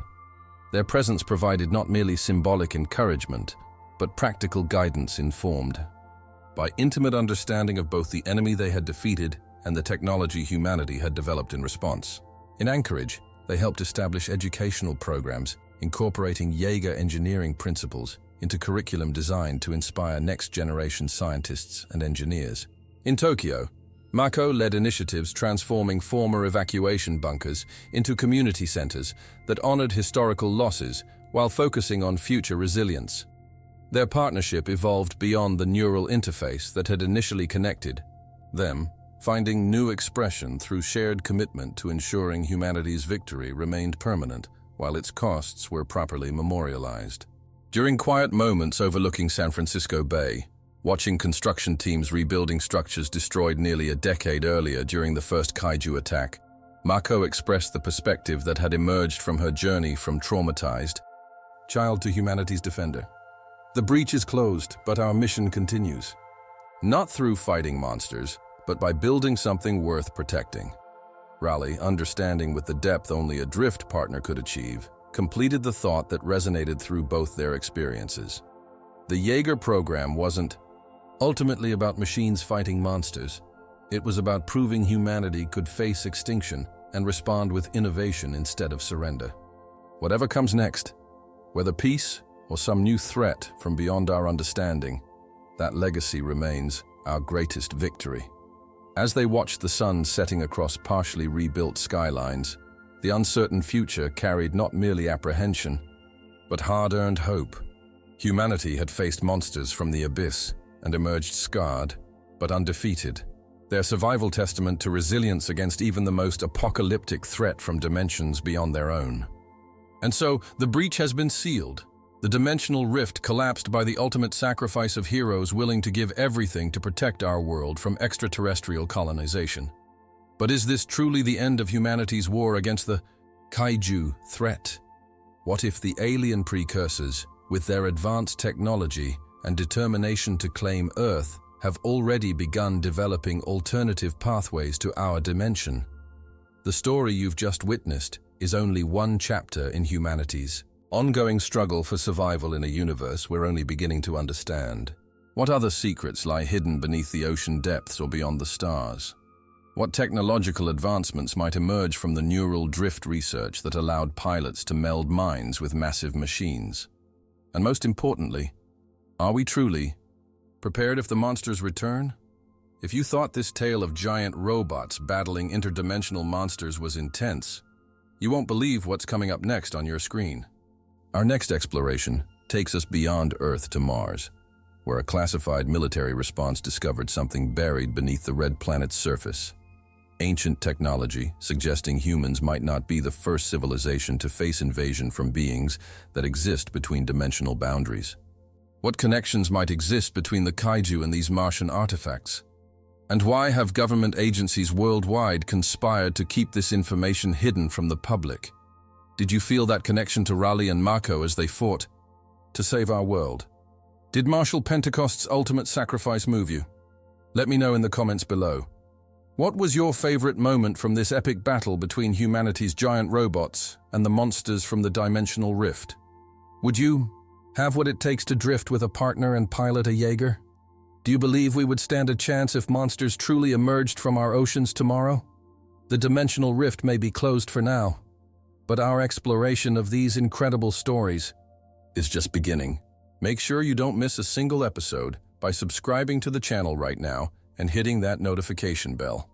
Each week, we dive into another classified file revealing the threats humanity has faced and overcome beyond public knowledge. From underwater civilizations to quantum intelligence breakthroughs that could revolutionize neural interface technology, we're bringing you the stories too extraordinary for mainstream acknowledgement. Remember, the monsters might be waiting, just beyond our perception, preparing for their next invasion attempt. Will humanity be ready when the next kaiju emerges, or will we once again find ourselves scrambling to develop defenses against apocalyptic threat? Subscribe now to join our community of truth seekers, because knowledge is ultimately our strongest weapon against whatever waits for us in the vast unknown. The battle for Earth's future continues, and you won't want to miss what happens next.